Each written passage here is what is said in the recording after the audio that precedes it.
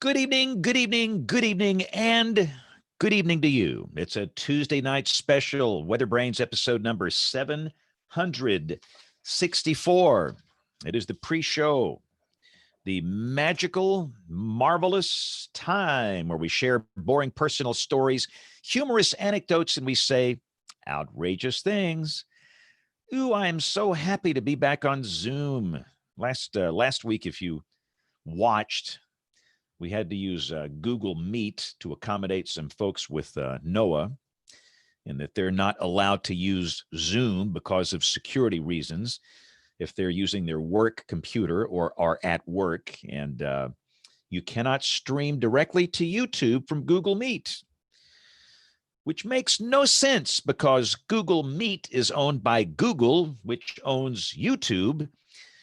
But that's okay. But it was a great show last week. But anyway, good to be back here. I don't have to worry about all that malarkey. That is a convoluted mess. So it's a Tuesday night special. We were off for Labor Day last night. This is for September 8th, 2020. And if you're just new to this, if you want to see the actual start of the show, move the slider bar over about 9 minutes.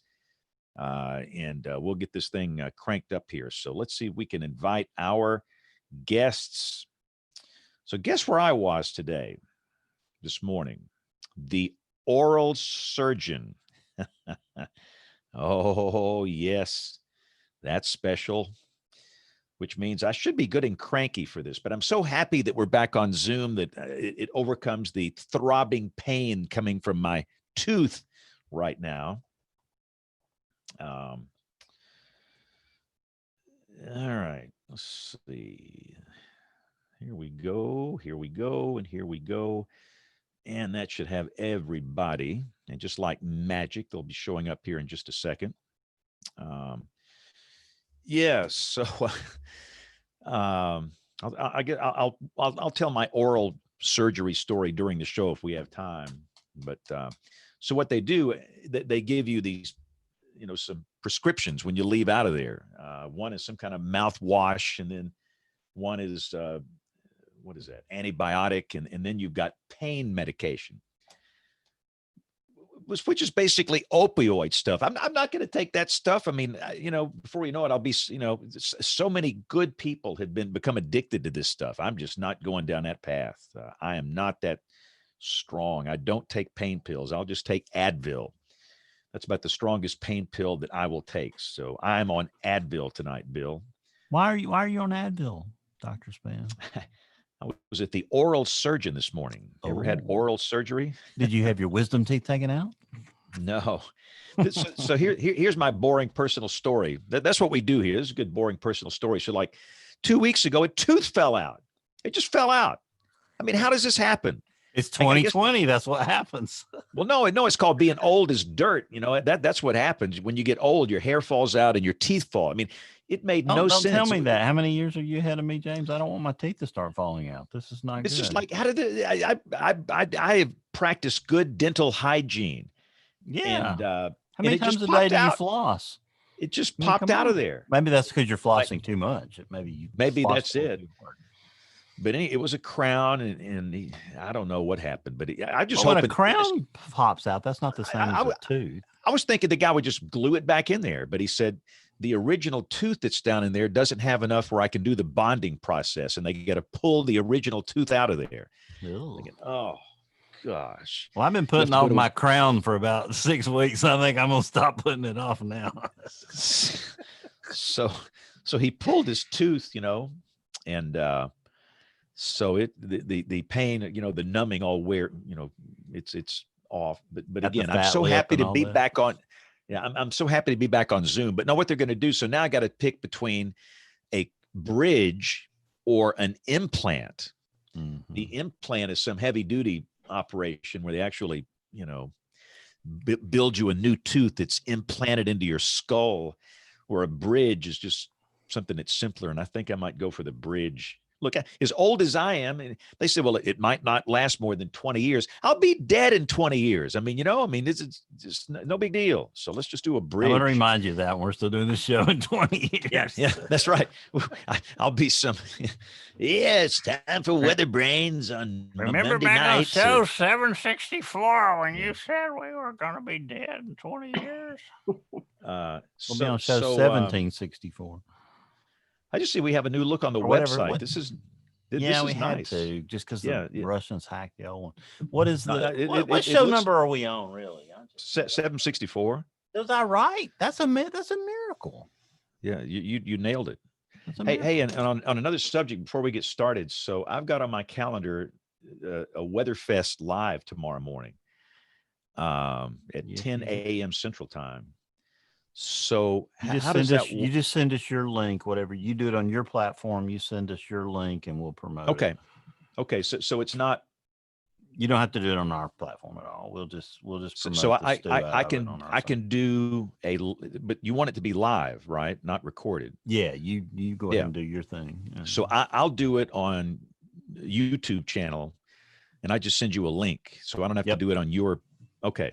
Promote it on all your normal platforms and channels. You don't want to give some goober like me permission on some NWA social media. You don't want to do that. I mean, that's we could. Dangerous. I mean, there is a thing that we put up. We stood up just to put up for people who didn't already have platforms, but you already do. So the minute something goes wrong, no. So at 10 o'clock tomorrow morning, I'll open up a stream, and I guess you prefer YouTube, right? Instead that's fine. Face bag. We're good with anything, but that's good. I mean, I could do Facebook if you want to. It's totally up whatever to you. You're more comfortable with. I just press a button, and I could go live on either one. Whatever you get the bigger audience with. Okay, probably. Facebook probably generates the bigger audience. Yeah, and more engagement. Yeah, go for it. Bye, Don. So there you go. So I will be in excruciating pain with my tooth. No, it actually doesn't hurt that bad. It is not that bad. They act like you're going to die, and it's just not that bad. I mean, you have a high tolerance for pain. Yeah, come on. All right. So Jen, I got your file, so we're good with you. Thank you for sending that on time. Sure. Troy has no video and no audio. I don't know that I actually sent the invite. Here we go. Let's do it again. It's like in the airplane, when they say to put your oxygen mask on before you help others around you. Yes. I forgot to help others around me. Sorry about that. Whoop. But I'm so happy that we're back on Zoom here. That thing last week was the most convoluted mess. Yeah, and I just regretted today, because one of our audience members said to suggest, someone from the National Weather Service in Lake Charles. Well, and it gives me pause now, James. Here's what we should do, though. I look back on it, and I just screwed up. This is what you do.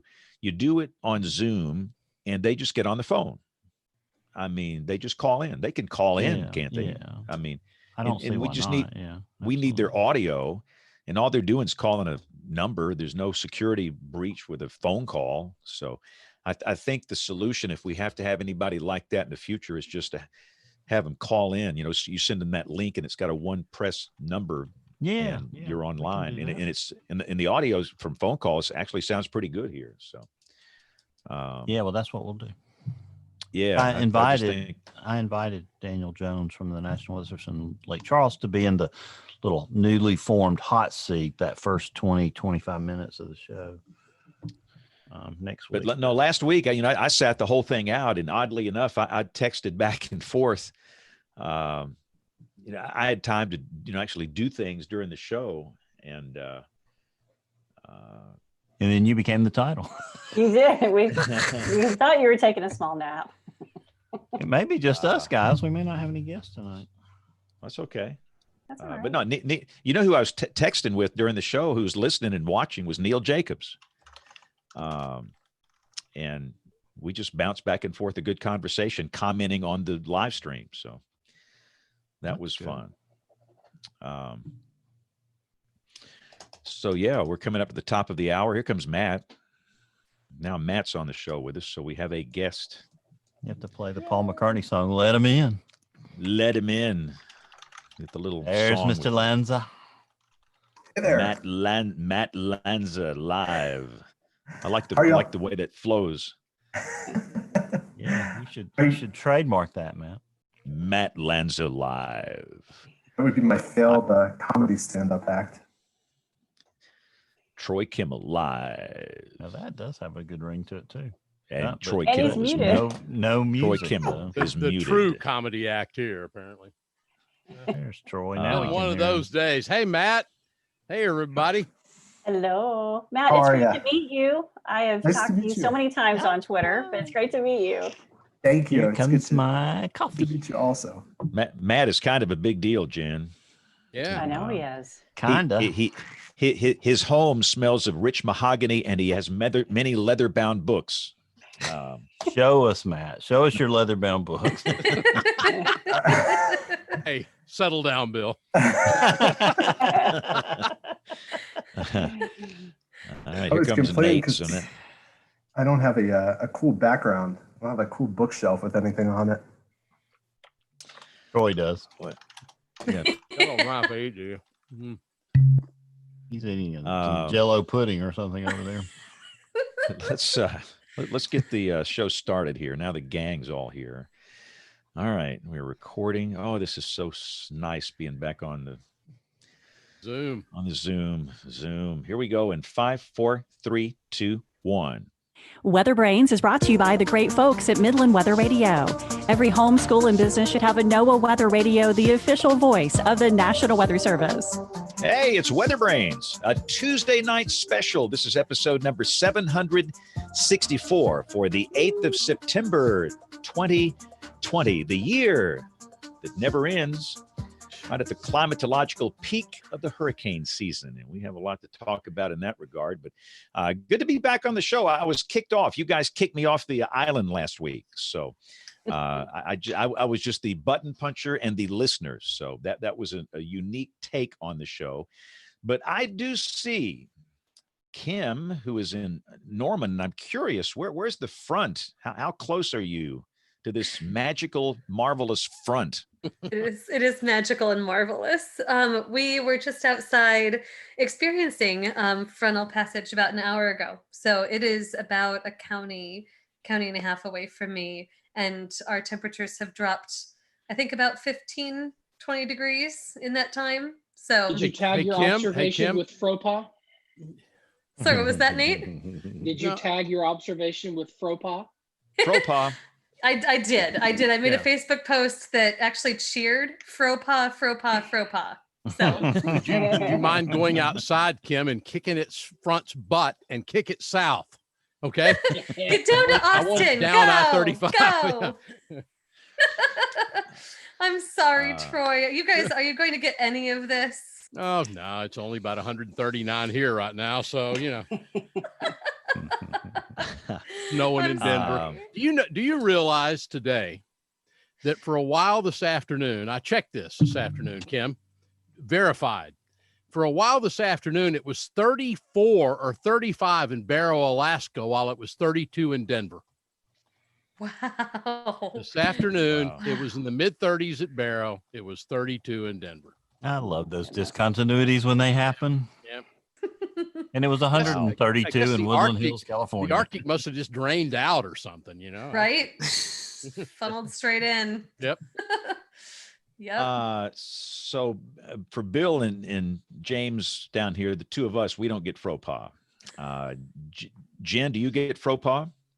We got the Fropa. It hung out and it dropped about 4 to 6 inches of rain across parts of north central Ohio. We had a good 3 to 4 inches here in Union County, and then it lifted back north and we got dry and hot today. And then the front comes through in a weaker form and we get nothing.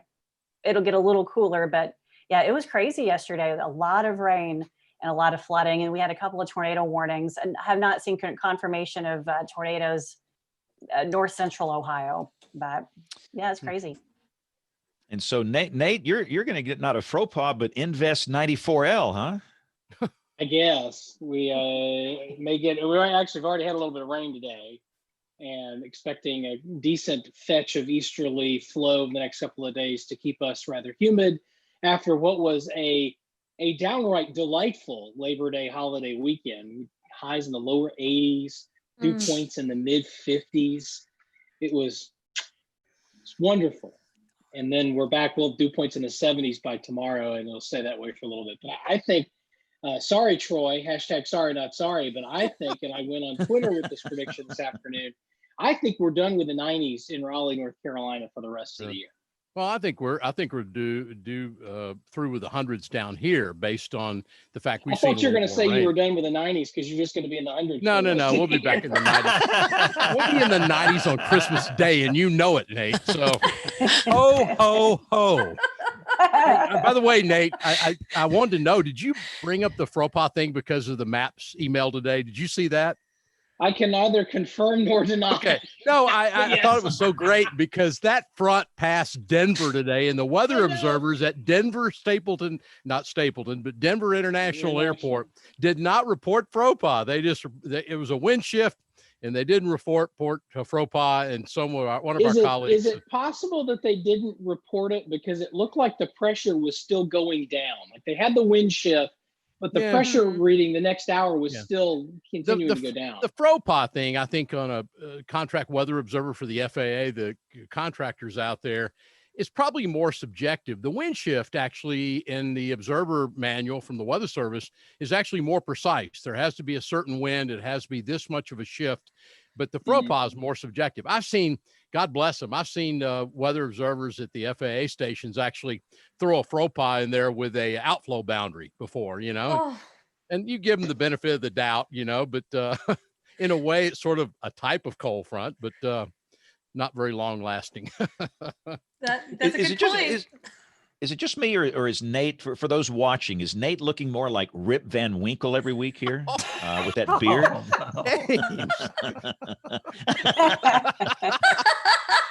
He's wanting to wake up in 2021 and forget. No, I agree with you now, James. I agree with you.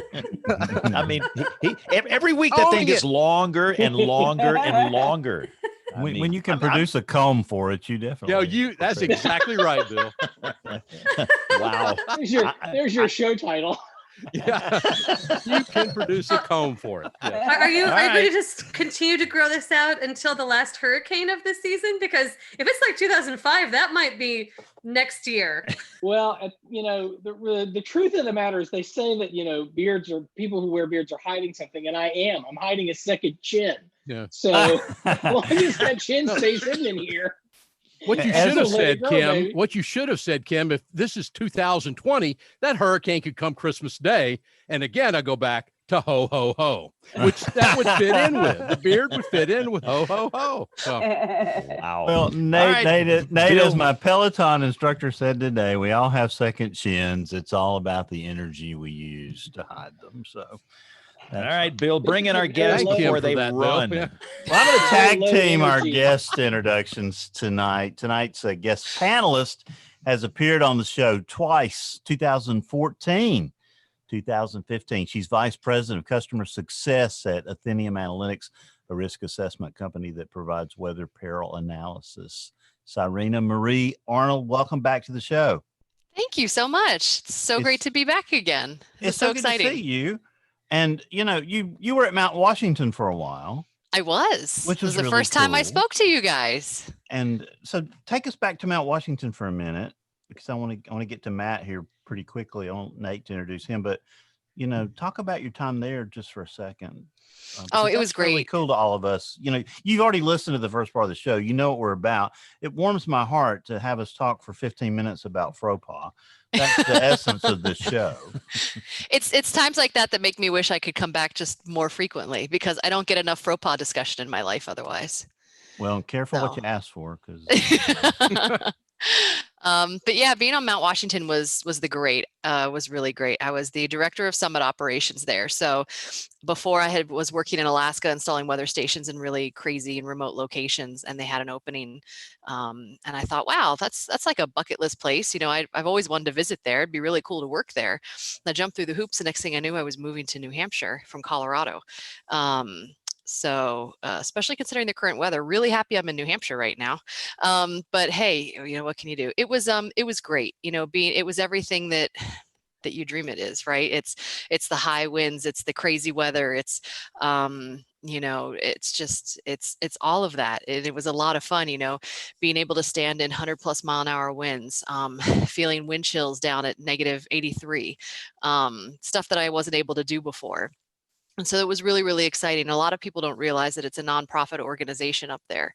So they actually need, you know, all the help they could get from meteorologists and, you know, the collective meteorology groups out there. So, you know, it was really interesting. So extreme weather, for sure, definitely rivals any other places I've ever been. It was a lot of fun. It was a great experience. So I've got a question for you. I was at AMS in Boston back Yeah. in January, you know, 35 years ago. But Serena, what was really interesting to me were all the people there that were from atop the hill. They had a booth in the display area at AMS. I had more fun talking to them. I've never been up there. I've always wanted to go, and to talk to the people that are up there like yourself. You get to hear so many great stories. Yeah, it was a really fun place, and they did have a booth at AMS. It was really great when I was there. We got one at like the career fair, which was great, but you know, being a nonprofit, it's really hard to scrape together the funds. You've got to budget out, you know, years in advance. So I was really excited to see that they were there and were able to do that, because it really does help spread the awareness about what the observatory is about. So yeah, that's great. I was happy to see him there too. Now, since you were here last, you did some television. Tell us about that. I did. It was crazy. You guys like converted me or something strange. Yeah, I had an opportunity to the dark side. Don't blame us. Yeah, there was a you know, a station in New Hampshire, craziest thing. I got a phone call one day, and somebody recommended me to the person who owned the station, and they needed a weekend meteorologist, and I lived within a mile of the station. It was like a new station in New Hampshire. And so they gave me a call, and I was like, well, sure. That was like one of the things that I haven't done on my meteorology checklist. You know, I did like internships, you know, when I was at OU, and you know, with News 4 Norman, I remember doing that really well. So going back to it was not something that I expected to do. And everything just lined up. So it was really funny. I was doing customer success with the weather analytics company Monday through Friday, and then Saturday to Sunday I was doing the evening weather. It was really quite interesting. It was a very exciting year. Did you have a good time? Did you enjoy it? Yeah. Okay. It was really fun. I will say it was just so interesting though to work so hard on these forecasts and really try to get information out there, and more importantly, get information out there in a way that people can understand and be really proud of it and be like, wow, I just completely was able to explain, oh gosh, pick whatever buzzword is going on at the time, right? But I was able to explain it. Yeah, sure. Okay. I'm thinking like, you know, with a polar vortex, you know, it's like, I'm actually able to explain this. I made a cool graphic and explain how it works. And it's like, it's not as crazy as people sound, and everyone should be able to understand it. I was really proud of the show. And then you get done, I've got an email from someone going, your dress sucks. Welcome to our world. It was crazy. I was like, wow, people are really mean, you know, first of all, but it's incredible. It's like, okay, my all right, yeah, maybe my dress sucks, but the forecast was good and you learned something, you know, I mean, come on. And the consultant's online too, Serena. Don't use the word polar vortex anymore. Yeah. Or use it more, right, Troy? I mean, yeah, there you go. Yeah. So that was really interesting. You know, a few compliments on the content that I was producing, and a lot more complaints about what I was wearing. So I was like, well, that's an interesting world. That's an interesting. That's the terrible thing. It is. We harp about that a lot on here, because that's the horrible thing in our industry, that women face. And it really unfairly picks on women. I've seen that. I've seen that in social media, and well, Nate can tell you. I mean, kind of in charge of this group. You can kind of see it. But I see it where it's terribly unfair to women.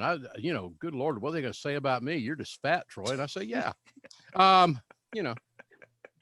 See Ginger Z if you want to see somebody that has learned how to handle trolls very efficiently. She's good. Yeah. She is amazing. I mean, I love it when someone said something about like her being an ugly weather girl. I don't remember what I was paraphrasing. She was like, excuse me, I'm an ugly meteorologist, like that's the kind of person that she is. It's just, I love her to death. She nails it. She is, you're totally right, James. She's the best at that. She really is. So, Irina, not many meteorologists go a non-tech route. You're vice president focusing on customer service now. And I want to get you back in here with Matt in just a second, because y'all your main companies are sort of related in some way, and you can explain how. But talk about your current job for just a minute. And then I want to tease something we're going to talk about in just a little bit, because I just got the mail. Oh, okay, cool. Yeah. So, it's really. I just got the mail too. We all did. Yeah. We all got the mail today. Awesome. Okay, good. I The Postal got mine Service over the weekend, so. So you have to review the book as your pick of the week, then, Nate. Quick, hold on. That's too Because I got funny. it doesn't mean I read it. Could be to a high record school 15 English minutes and we class. run the guest away, No, Oh, actually, goodness. truth be told, I am looking forward to reading this to my kids, because it's like right Oh, at, yeah. at sort of the middle two level there. But Yeah. this weekend got away from us. Yeah, I understand. It's a holiday weekend, but yeah. So so what I do now, it's really interesting. It's my first desk job, my first office job, really, is what it was. So, before this, I had spent a time doing field work. So I was collecting weather data on the Alaska tundra. I worked for a NASA contractor where I got to do like icing and turbulence test flights as we were, working on designing and getting a aircraft meteorological sensor out there that could do soundings as it did takeoffs and landings, and then Mount Washington.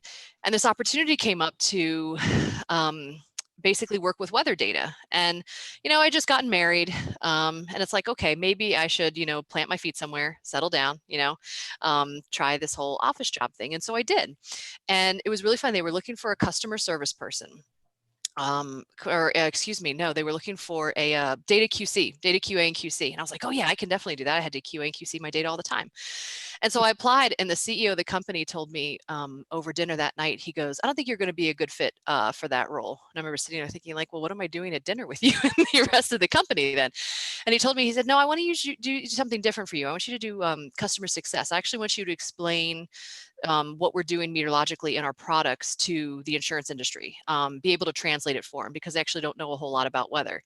And I thought, well, surely they must know something about the weather. And when I realized they didn't know the difference between like sleet and hail, or some of these other types of precipitation, it's like, oh, okay, yeah, no, there's definitely a need for this. So I've spent the past several years translating technical concepts to people that, don't have technical backgrounds, or trying to make sure that they understand the weather, in a way that they understand. And so that's been really, really fun. And so I've grown doing that. And now I'm the vice president of customer success. We have weather solutions and insurance quality assurance solutions. And I oversee the team of account managers, making sure that we have happy customers that understand what's going on, and that, they're getting the value out of what they're purchasing from us. We're really excited you're here tonight. And I just opened my mail, and now you're a children's author. So we can't wait to hear about Francis Fox and all this. And we'll probably do that after Bruce Jones. But now that you've done all this talking, Serena, you're officially installed as a panelist. All So right. you have to ask Matt great questions. And Hey, whatever God you believe in, have mercy on your soul. Exactly. And so now I'll turn it over to Nate and let Nate introduce our guest, because he brought Matt to the table tonight. All right. So our actual guest of the night is Matt Lanza. And Matt, you're going to have to help me. What's the name of the company you work for? I don't do French. So, Chenier Energy. Chenier. So I would have completely butchered that. I can handle Space City Weather, though. So he's a managing editor at Space City Weather, which is a blog based in Cheyenne, Wyoming, I think. No, Houston. Close. He's been on the program before, Matt. Good to have you back. Great to be here. Thanks for having me on. My pleasure. And we'd originally talked about doing this in sort of later in the month, and then you were telling me like, oh yeah, but we're kind of expecting a little baby sometime soon. What can you do? We got to get into this first. What are you expecting? When's the due date? All the dates. No, so we've got a 2-year-old now, but he's gonna have a brother in about 2 weeks. 2 weeks from today, actually, or tomorrow. Sorry, 2 weeks from tomorrow. So sliding in just after the autumnal equinox. Yeah, that's the plan at least. We'll see how it goes. Well, I can vouch for September birthdays. They're pretty great. So I have one. My wife has one. My oldest daughter has one. I have a September anniversary. It's a busy month, but it's a cool month. It's a good month. Our other one was born in July, and I was born in June. So like we're all kind of, here in Houston, it's summer in September. So we're all gonna be summer babies. Summer. Equinox, it's still summer until November. So cool. Well, congratulations in advance, and we'll expect to see baby pictures as a pick of the week at some point once the big event arrives.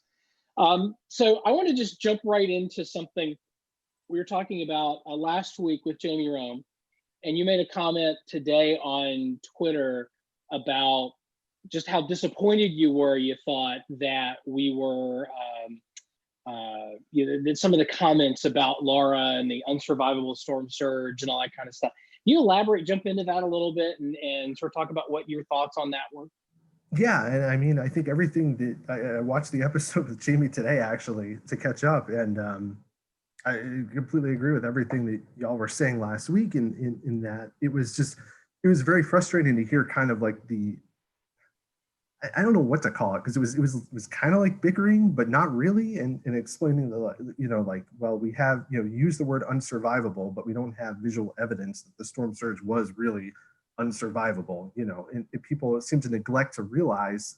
I don't know if this is just to keep the argument going, or it just genuinely don't understand like that part of the Louisiana coast. There's really not a lot you're going to have to be able to verify off of right away. It takes a lot of time to kind of understand what happened, especially in some of these places that are really remote. So it felt like it just detracts from the actual problem, which is folks in southwestern Louisiana are really struggling right now. And you have working for a company that has a lot of employees that live in the Lake Charles area.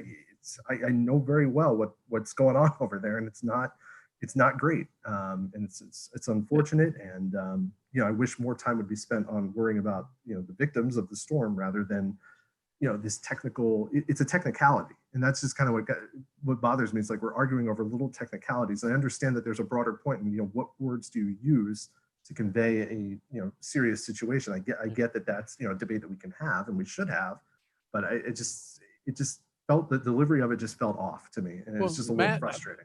I've got a question for you, and I go back. The panel's not going to be surprised by this. I'm going to hop on this while I can. I got a feeling we could all sit here right now and point out to everyone the sun will rise in the east tomorrow morning. And if everything remains in orbit, as it is at this moment, then we should be in pretty good shape with that. But by God, Matt, someone would argue with us every little point. And I think what it amounts to is people are arguing, well, Weather Service is trying to save people's lives. That's the bottom line. And now we're bickering about that like we're bickering about every damn thing all the way around these days. And it's sad to hear that is going on now in a business where we're trying to, as Serena points out, we're trying to educate the public, trying to help them, as Kim works in, trying to give them good information to make critical thinking decisions on, and things like this. And we're sitting here and just, we're eating ourselves in this country, in a sense, when you look at this. I just really believe that. I think you could say there would be people that argue about the sun rising in the east tomorrow morning just for the sake of arguing. Oh, they do. Troy, I'll post a picture of a sunset on the face bag. Within 5 minutes, they're fighting. They're fighting about masks and Trump. And, what's the matter with you people? This is just a picture of a sunset. What has happened to society? It's the most bizarre thing. And I'm old as dirt. I've got underwear older than most everybody on this show here, except maybe Troy. Thank you. And, well, I was, never mind. So, yeah. And something has there's something going on here. I don't know what it is, but I totally agree with what Matt's saying. First thing, griping about the Hurricane Center. And it's just like nobody cares about these poor people. This is a stinking humanitarian crisis. Yep. Matt, have you been over there to actually see this with your own eyes? I mean, you're pretty close. No, I would have liked to have been over there to see it and help out a little bit, but with having the new kid, we're sort of under strict quarantine protocols here now. So unfortunately, travel is not happening. But I've seen pictures. One of our other meteorologists went over there, and I saw pictures that she took, and it's bad. It's very bad. And this is, along into the west of where the center came in. So I can't even imagine what it looks like to the east. Jeff Lindner, the Harris County meteorologist here in Houston, is actually doing surveying some of the watermarks east of where the center came in now, and he's been posting some pretty horrible pictures from some places in southern Louisiana. He actually, I give him some credit. As I recall, Matt, I believe he helped to load up a truck to help get some supplies in for the Weather Service in Lake Charles, for some of the employees down there. And folks, if you haven't seen the damage, I've seen the pictures, first of all, to the upper air inflation station. It's extensive. The damage there, they're not going to have an upper air sounding in, at least for the time being. The ASOS was wiped out by stuff from the airport in the northern eye wall, which blew west and right into the sensor array. It basically knocked that to the ground. And it's just amazing the damage you're seeing, like you pointed out, Matt, in homes. The chief met at Channel 7, KPLC in Lake Charles. His home was destroyed, basically. There were pictures of that. And I don't think people get it. I just don't think they get how bad the damage actually is. It's a mess. It's a true mess. It was a big storm, and I think one of the issues. I mean, Lake Charles is a city. It's a smaller city, but I mean, a lot of the worst damage occurred in a place that's fairly sparsely populated. So you're not hit in the face with all these images right away. So I think that kind of, I feel like that has a little bit of an effect on what the response looks like or what people's reactions are to the whole thing. And I think that may have played into some of this nonsense debate that we had as well.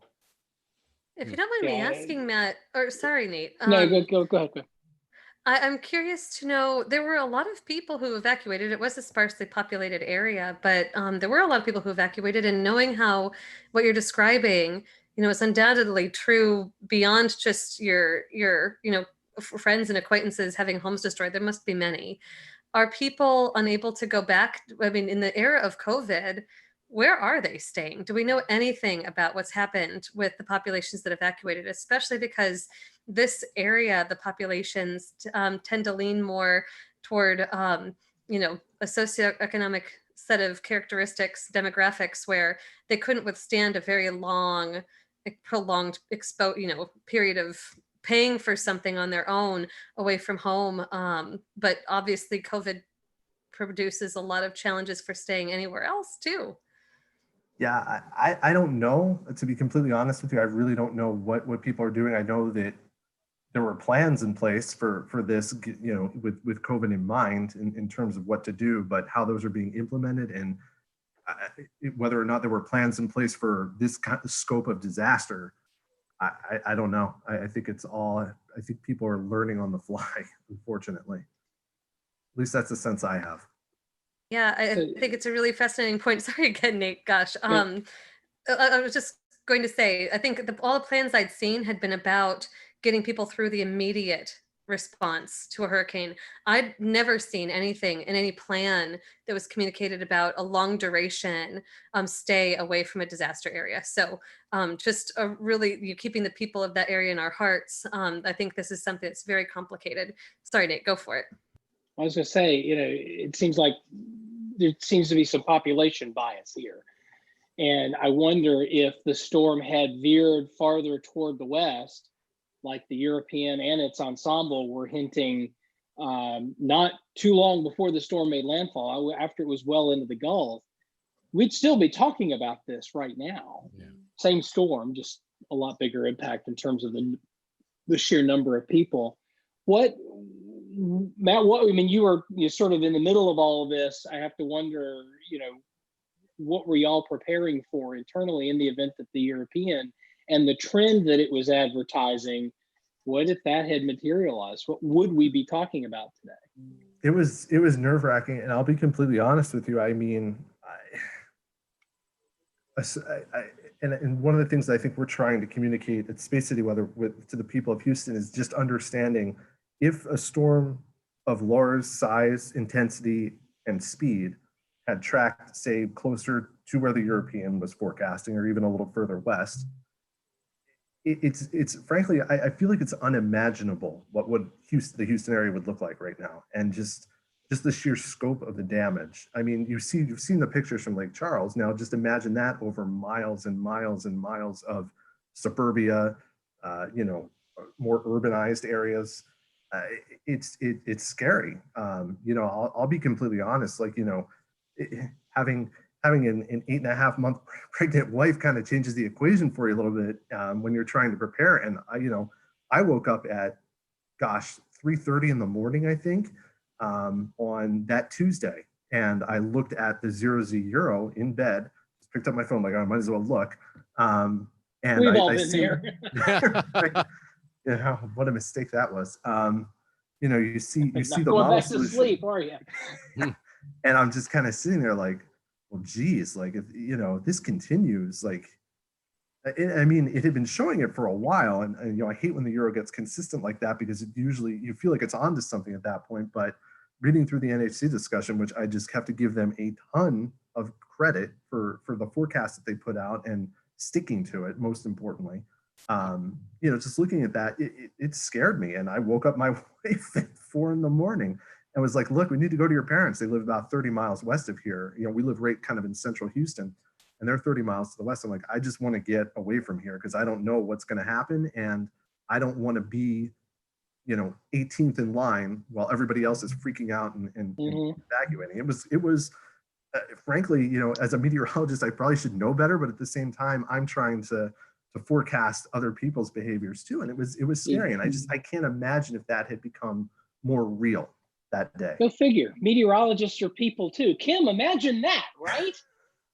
I feel you, because when we had Florence here 2 years ago, we just had Peanut, and she was having some issues that required us to sort of have to be close to the hospital. But we made the decision that we're like, look, if this thing comes through, we're in a new house, we're surrounded by woods. The woods are north of the house. We'd be catching the northerly winds. Like, yeah, we're going to go hang out with my parents in the mountains, because I totally get it. Didn't want to deal with the power outage. Didn't want to deal with not having the air conditioning, not having the, all that. I totally 100% hear you on that. And with regards to Houston, it's not just the people, right? I mean, there's all of this oil and gas infrastructure along the ship channel, and and right along the coast that could have been very bad. I mean, I forget what the exact number is, but the Houston ship channel, and this goes beyond just petrochem stuff. It's it's goods and everything, and all kinds of cargo that comes through there every year. It's one of the busiest ports in the country. You get a hit like a Laura in Houston, that's a national crisis economically, and probably something involved with the supply chain. You're going to have impacts from that. And we've known about, we know that this exists. We know that it's going to happen one day, and it kind of scares you to think about what it looks like afterwards. And I don't feel like, I feel like people sort of understand that loosely here, but I don't feel like people really grasp what that looks like, because it's such a tail event type thing. But I think Laura kind of just shows you, honestly, Laura and Michael, I mean, those are two examples in recent years of these storms that just continue to intensify right up to landfall. It doesn't make me feel comfortable. So did Houston learn anything? Or is Houston and Harris County better off after Laura? Did we learn something, or did we just add another quarter to the complacency bucket? Probably a little bit of both. So, I heard you guys bring up Rita last week too, in 2005. I mean, that was a catastrophe for Houston for the evacuation purposes. It was more people died in the evacuation than in the actual storm. So in that sense, those lessons have been sort of learned already, and they were followed through Laura. But I mean, so my cohort at Space City Weather, Eric Berger, he writes for Ars Technica, and he wrote a very good piece outlining what was going through the minds of the National Weather Service in Houston, with the county judge, who's basically like the most powerful political leader in Harris County, in the Houston area, who would have to call the evacuation, and other people. And it was a white knuckle decision that they made, and they stuck to what the National Hurricane Center forecast was, and ultimately it turns out to be the right thing. Saved lives, it saved people economic suffering as well, which is great. But going forward, I think the one thing that it has done is it's brought up this whole talk about what they call the Ike Dike here in Houston. So after Hurricane Ike in 2008 moved through Galveston, there was all this talk about, well, we really need to shore up Galveston Bay and to protect the Houston ship channel from the storm surge that would come in a Laura type storm. And that was brought back on the table, I want to say about 2 years ago, kind of post Harvey. But it's just kind of slogging along. It's sort of an Army Corps project, and there's some people that don't necessarily think it's the best solution. And so now we're sort of bringing that back into the forefront of things. So in that sense, it's good. But I mean, the coastal barrier project, I mean, that's at least a 10 to 15 year project. So you got to get started on that yesterday. And, I mean, at least we're talking about it, I guess is the right way to answer that. So 120 years ago tonight, I mean, is that the storm of record for the Houston, Galveston area? Is that the storm that keeps you up at night, that could come back one day? Matt, is that it, or is there another one that's worse? I don't think that the Galveston hurricane is the one that really keeps me up at night, because that was, I forget exactly what the track was like. It wasn't a good track. I think it was a worse track than Ike was. So it would cause substantial damage and it would have been bad. But I don't think that storm was quite as strong as a Laura. It certainly wasn't as strong as a Michael. It wasn't as strong as a Rita at peak. You've got all these names in recent years of these storms that we've now seen visually in the Gulf, and occasionally have seen them intensify up to landfall. If you take that track and you shift it a little bit further to the south, say toward Freeport, that's the nightmare storm to me. The storm that comes up through Freeport that moves at lower speed is Cat 4-ish, or worse, and keeps most of the Houston metro area in the right front quadrant. That's just a hellacious windstorm for a lot of people, and a horrible surge event. So that's the one that keeps me up at night. So like Ike and Bolivar and the peninsula, lessons were learned there. Did they react still after all these years? Do they still have the same reaction that we would hope they would have at this point, Matt, after that hurricane? So from what I've been able to gather, so I wasn't in Houston in 2008. I moved here in 2012, so I just missed that. But from what I've gathered, the people that were here for that, I think they get it. I think they know what to do. A problem is 12 years of population growth in Houston, and we've got a lot more people living in places on all sides of the city now. I forget what our population growth is, but it was ridiculous throughout most of the 2010s. So there's a lot more people here now, and a lot of people that have probably moved here from places that never experienced hurricanes. So they don't necessarily know what they're in for. The people that went through Ike understand, it's going to be 1 to 2 weeks without power at least, and you're going to have to deal with that. And if you live on the coast, you got to get out of there.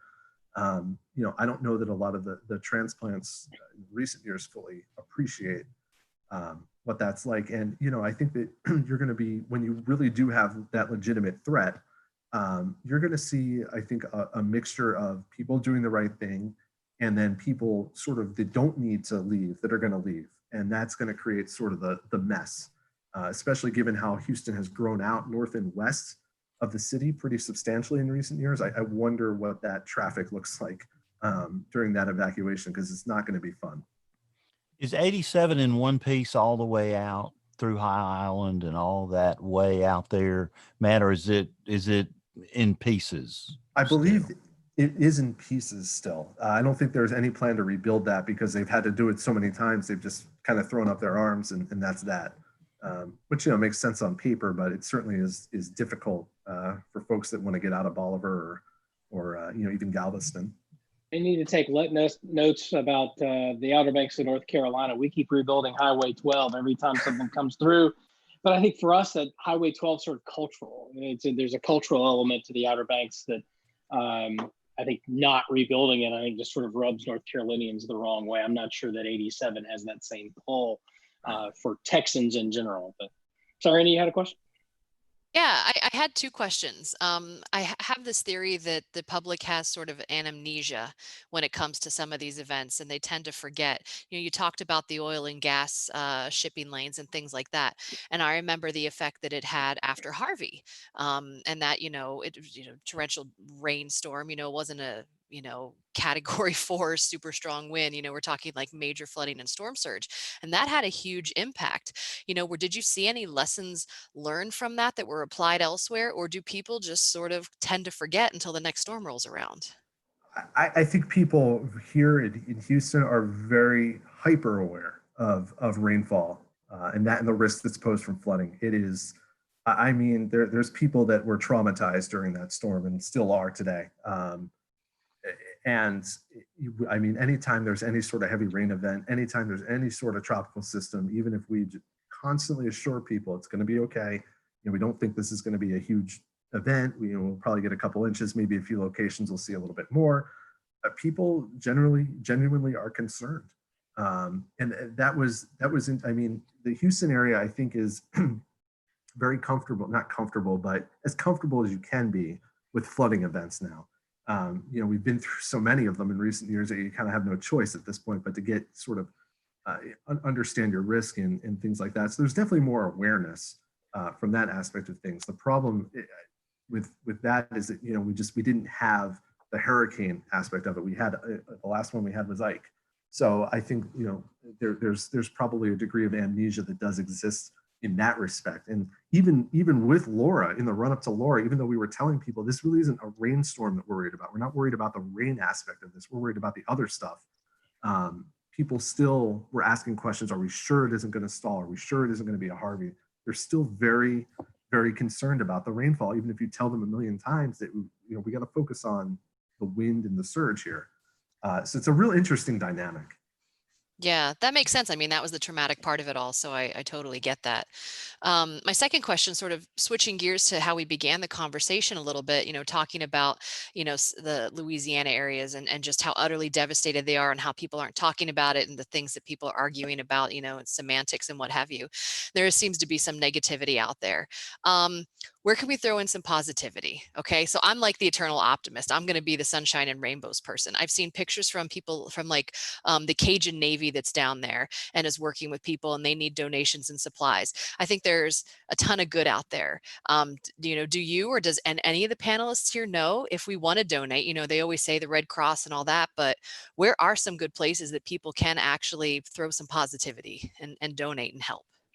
One of the organizations I've donated to, so is the United Way of Southwest Louisiana. So they're doing a lot of hurricane. They have a special dedicated Hurricane Laura relief fund set up, so you can contribute there. There are some other resources. I believe there's a couple organizations based in New Orleans that are doing work. What I did was I was like, local organizations contributing to Hurricane Laura relief was my Google search, and came up with a couple news articles, just trying to find some local things. I don't know if anybody knows of anything else, but those were the couple that I was thinking of. Yeah, I'd love to hear if anyone knows of any others. It's like, I'm always that, be the change you want to see kind of person. So it's like, let's do something good. Absolutely. No, I fully agree. I'll send Nate a list. You guys want to post it. Cool. We will definitely do that. So I want to shift gears and talk about what you do as your day job and then what you do as sort of your side gig. First, with the energy company, is this basically just sort of standard energy forecasting type stuff, or is there more to it? And is it more ag-related, or I'm guessing it's petroleum and energy?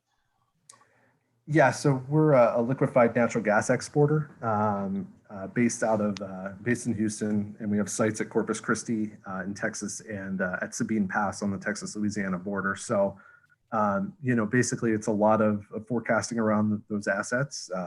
Obviously hurricane season is a big deal. We were working, pretty solid 18-hour days, during Laura, just keeping everybody informed and just trying to, explain the job. The way I see the job is I'm explaining to people in their language, the business language, what these storms are going to mean for operations and everything down the line. So basically you're just being an information translator and taking the forecasting that you do and just explaining it in a different way. It's a lot, having your first job been on TV, it's that, but just targeted to a different audience, which made the transition very, very simple.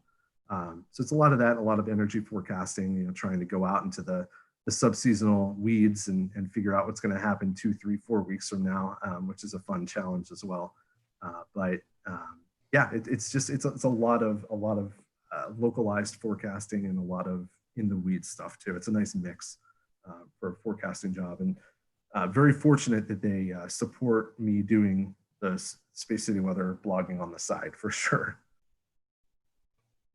And how did that get started? We've had Eric on the program in the past in relationships, some of the stuff he's written for Ars Technica. How did that get going, and what's your unique proposition on that blog? I mean, everybody's got blogs and their kids in their basements and everything else. Other than being a professional, which we know from living in the internet isn't necessarily the thing that gets you readers and viewers. What's your unique selling proposition to somebody who just moved to Houston and needs to know why should they hit your blog as opposed to something else? So honestly, we're boring, and that's kind of how that's the point. So Eric used to write for science and space for the Houston Chronicle, and he had a blog that had been pretty well established for a number of years there. And through a mutual friend, he was looking for a little bit of help while I was there, and asked me if I was interested. Met with Eric, and he was good with it. We tried it out; it worked. And then he leaves the Houston Chronicle and he goes to write for Ars Technica. So he's like, "Well, I've got all these people that follow me for weather stuff, so I might as well do something with it." So he decided to start Space City Weather, and he asked me if I wanted to be in on it. I was like, "Yeah, let's do it. Might as well." So that's what we did, and we basically started this blog. And so I think it's a little cliche if you're looking at like how blogs operate to say you're modeling yourself a little bit after the Capitol Weather Gang in DC, but that's kind of what we're doing, except maybe not nearly as extensive as it's just two of us and we're just doing this on our own. But basically the selling point that we have is that we're kind of boring, and in a world where you're getting bombarded on all sides from all different things, we want to be the source that you turn to in addition to whoever else you're going to turn to just get a straightforward forecast in a format that's different. So one of the things that I think is challenging in the new media landscape is that there's so many different ways to get your information. It's basically a la carte for everybody. Anybody who wants video can go do video. People that like TV still can go do TV, and on and on and on. So, basically we're not going to cater to everybody. If you like to read a post about the weather and you want to understand kind of what's going on in a pretty dry, but occasionally humorous format, we try and keep it as light as possible when we can.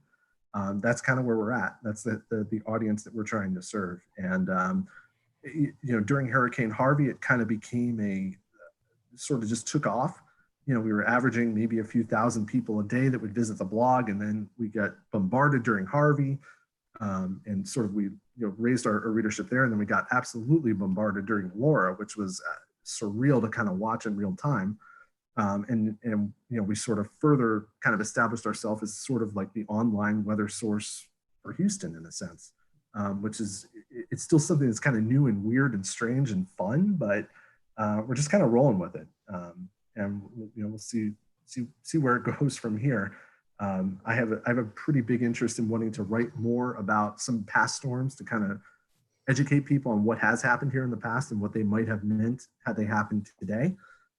So that's, sort of in the pipeline of things that I would like to get to. Obviously with 2 kids soon, it's going to be a little difficult, but you take time where you can get it. So Matt, Tuesday, August 25th, Houston's still in the cone. It's looking kind of scary.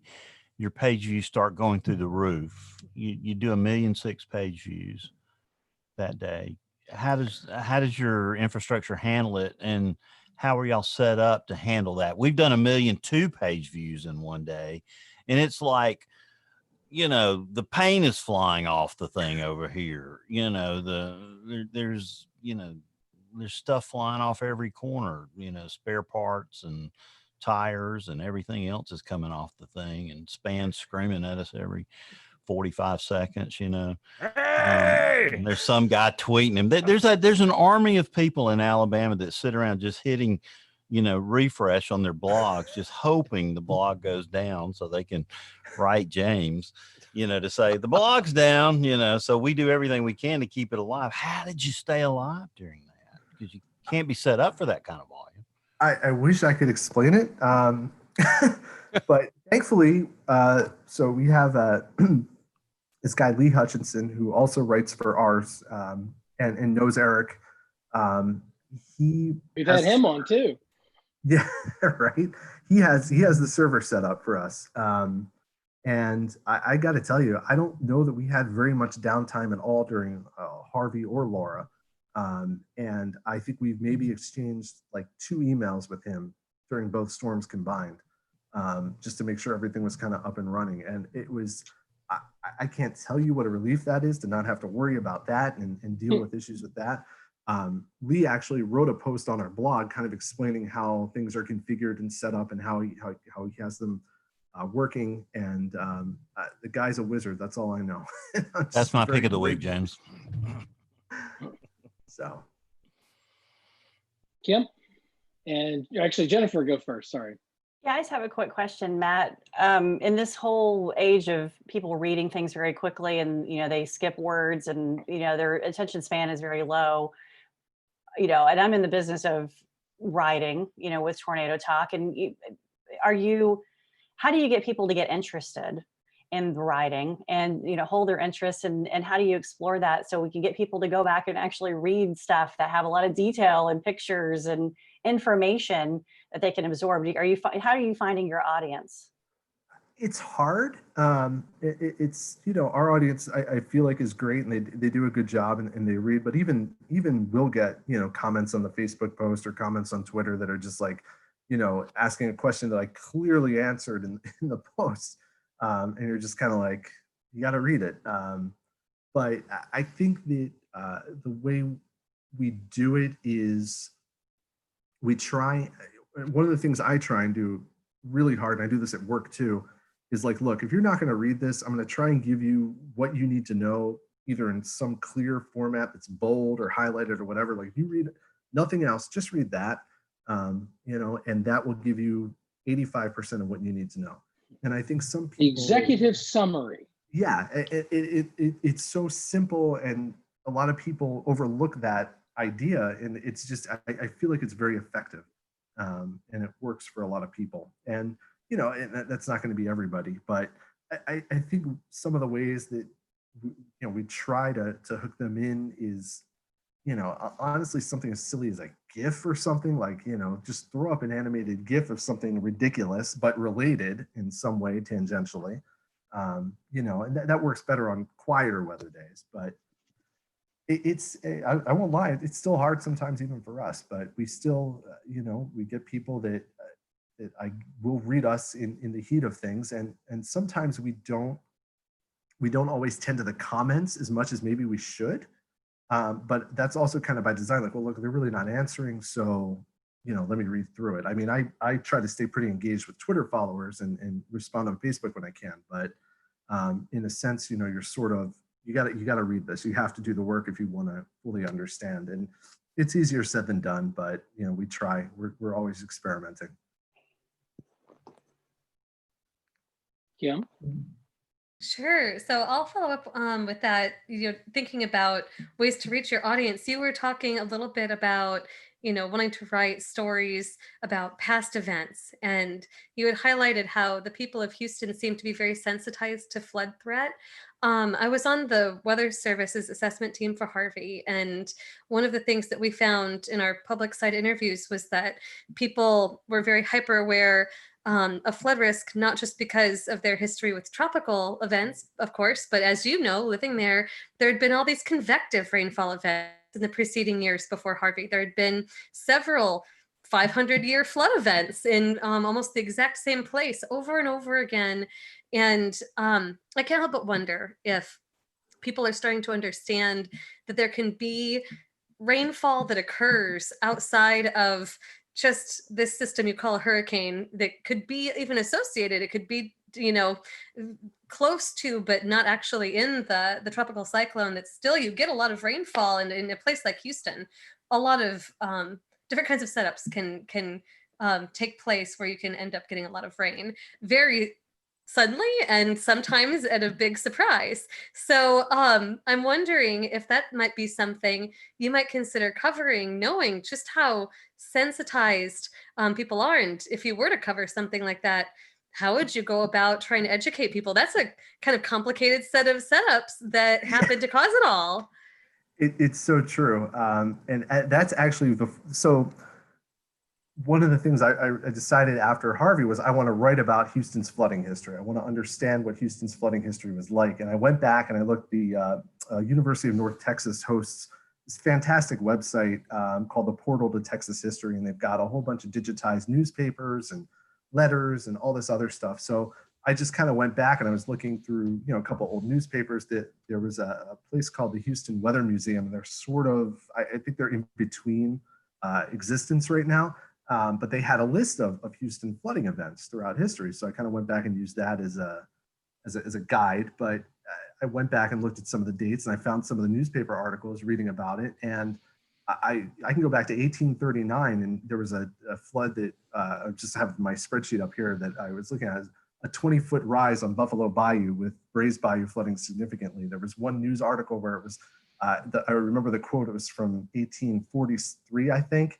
Or 1840 something, but it was like the residents along Brays Bayou had to retreat to the trees because the water had come up so fast. So there's all these flooding events in history. So I'm just kind of going through year by year. I'm up into the early 1900s now, and I've identified all these early floods, and can tell you that this happens every few years. And people, I think, understand that now to some extent. They're at least certainly more educated on it now. But actually fully appreciating it is hard to do. And one of the things I think would be really telling is, hey, here you go. Here's all the flooding events. Here's the number of homes that flooded, cars that flooded. What would this look like today? I think it would be a great thing to do. It's just really a struggle with time that makes it really so hard to accomplish. Yeah, I've got to say, I sympathize. We're like children, twins. I have a 2-year-old and I'm about to have another baby. I'm also 8 months pregnant. So congratulations. Thank you. Yeah, and to you too. So I can definitely understand the drain on time.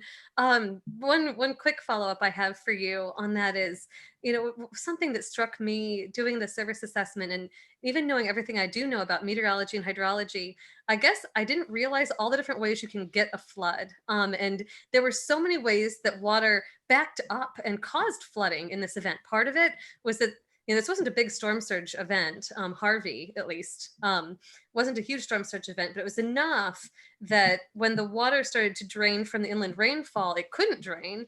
And then you had river flooding inland in places where they knew they weren't going to get rain, but then all of a sudden they were near rivers that were going, crazy, and they had to evacuate places in the middle of the night, up between Houston and Austin. And those people did not see that coming at all. So if I could put a bug in your ear about even another angle, I mean, I thought it was fascinating, all the different ways you can get flooded. And I think that that's something people weren't looking out for. They think, if I'm sort of in the surge zone or in the rainfall bullseye, but water traverses the landscape in a lot of ways. So just wondered if you'd come across any of that, even in looking through some of these historical events, it might be that there were complex chains of events that led to some of the flooding. Yeah, one of the things I want to do too is I want to go back and try and look at as much meteorology as you can for all these older events, whatever's available. Yeah, I mean, it comes from all kinds of different places. I mean, you see it, you absolutely see it today. I mean, I've been caught in a street flooding event. I'm a meteorologist. I know better. And I've been caught in a neighborhood that doesn't drain well just by chance from a not, I don't want to say a garden variety thunderstorm. It had really heavy rain, but for Houston, it's a garden variety thunderstorm. It just happened to fall over one part of the city for, a couple hours and cause problems. So you get stuck that way, and you've got all the bayous here. It's funny, everybody sees Houston as a flat place, and it is, but the intricate way that it drains, it's so hard to do. And people, the biggest thing, and one thing that just kind of shocked me, but I get now and I appreciate, is that the streets in Houston are actually built to be part of the drainage system. So rather, the goal is to flood the street, not your house, and that's what they attempt to do here. And it complicates things even more. So like, I just tell people now in advance of any sort of heavy rainfall event, I'm from the Northeast originally. Treat it like a snowstorm. You just, don't go out if you don't have to on that day, and just, hang tight for as long as you can. And, then when it goes on by, you're good to go. So it makes for an intricate messaging issue and an intricate, just a physically intricate situation here. And if anybody's ever been to Galveston, the streets they're even lower relative to the sidewalks, especially in the central sort of business, the old business area. Forget the seawall part, but sort of the historic area. It's almost like a foot and a half. Like, it feels like you're jumping from the curb down to the street. It feels like you're jumping off the side of the planet. So yeah, it's not easy to walk around Galveston. So Matt, did Galveston get any flooding on the backside of Laura? There was, I don't think Galveston proper had very much. I know there were some debris in the road between Galveston and Surfside Beach, so to the south, Jamaica Beach, so that area going to the toward the Freeport area. There was some stuff that had washed onto the road. There's some minor flooding there. I think there was a little bit of minor flooding up into Bolivar and places on the coast there, but there was no structural issues or anything like that. It was just mostly temporary disruption to driving. Well, and my question, I want to get it in before, because I know James wants to ask you a couple of things, but you mentioned talking about historic flooding in Houston, and Harvey was obviously this incredible storm from a flooding perspective. And a lot of people suddenly found that, they needed flood insurance. Has there been a land office business on, getting flood insurance? Have people heeded that need and gone out and gotten it, or what's been the case? I think it's improved, but I think it is still extremely woefully, the penetration rate is not good. There's definitely been a push for that. I think there's been more education on it. I mean, that's what you tell people. You tell people all the time, like, it doesn't matter where you live. It doesn't matter if you live in a flood zone. If you live in the Houston area, you need flood insurance. It's just, as simple as that. And it's, you can scream from the top of the roofs all day long and still, people don't necessarily, won't really listen to you. I remember when we moved into our house where we're at now, one of our neighbors who had lived in this neighborhood for a long time, literally the first thing he said to me when he introduced himself was, "Picked a great house. This neighborhood didn't flood during Allison." And I was just like, okay, that's good to know. Great. I'm happy it didn't flood during Allison. Doesn't mean it's not going to flood during the next storm. And that's one of the other challenges, is explaining to people that just because you didn't flood during Harvey, it doesn't mean you're invincible now. There's definitely a chance that you could flood in another storm based on any number of factors involved. And that's a hard message to explain to people. And it makes it even more challenging down here. But, we just keep trying. We keep trying to emphasize it. I know government officials emphasize it every year during hurricane season, off of hurricane season, that you need to have flood insurance. It's getting better, but it's not anywhere near where it needs to be. Well, that's not what I wanted to hear, but James, to you. So Matt, there's a horrible amount of disinformation online prior to a hurricane that makes landfall. How do you combat that? So let's say you write a blog post. Laura's main impact will be, northeast of Houston, whatever. And then you got Uncle Joe's Tot Locker and Facebook forecast page where these guys come on here and say, it's going to be a category 5. We need to evacuate Houston immediately. How do you handle this incredible amount of disinformation from these jabronis on social media. And by the way, that word is now officially in the dictionary. It went in the dictionary last week, jabroni. So that is an official word now. It's a great word. It's challenging. You know, I hate calling people out directly. That's just me as a person. I don't like to call people out specifically and say, this person's saying this and they're wrong. It's just not my personality. But, you know, if there's something egregious that we see, we'll sometimes we'll call it out and we'll point out and be like, look, no, this is not what we're thinking. This is wrong. One of the big problems during Laura, and the thing that really kind of, I don't want to say it irked me so much, is it just frustrated me a little bit. And I think I aired this after the day after Laura had made landfall, and we were all hung up on the European model and showing the track toward Galveston and toward Houston and the horrible impacts it would have had here. But there were people that were not people in the basement. These are people that were more reputable, that have voices in the field, that were sharing that, but we're sharing it with either some type of play on words about Houston or no context whatsoever.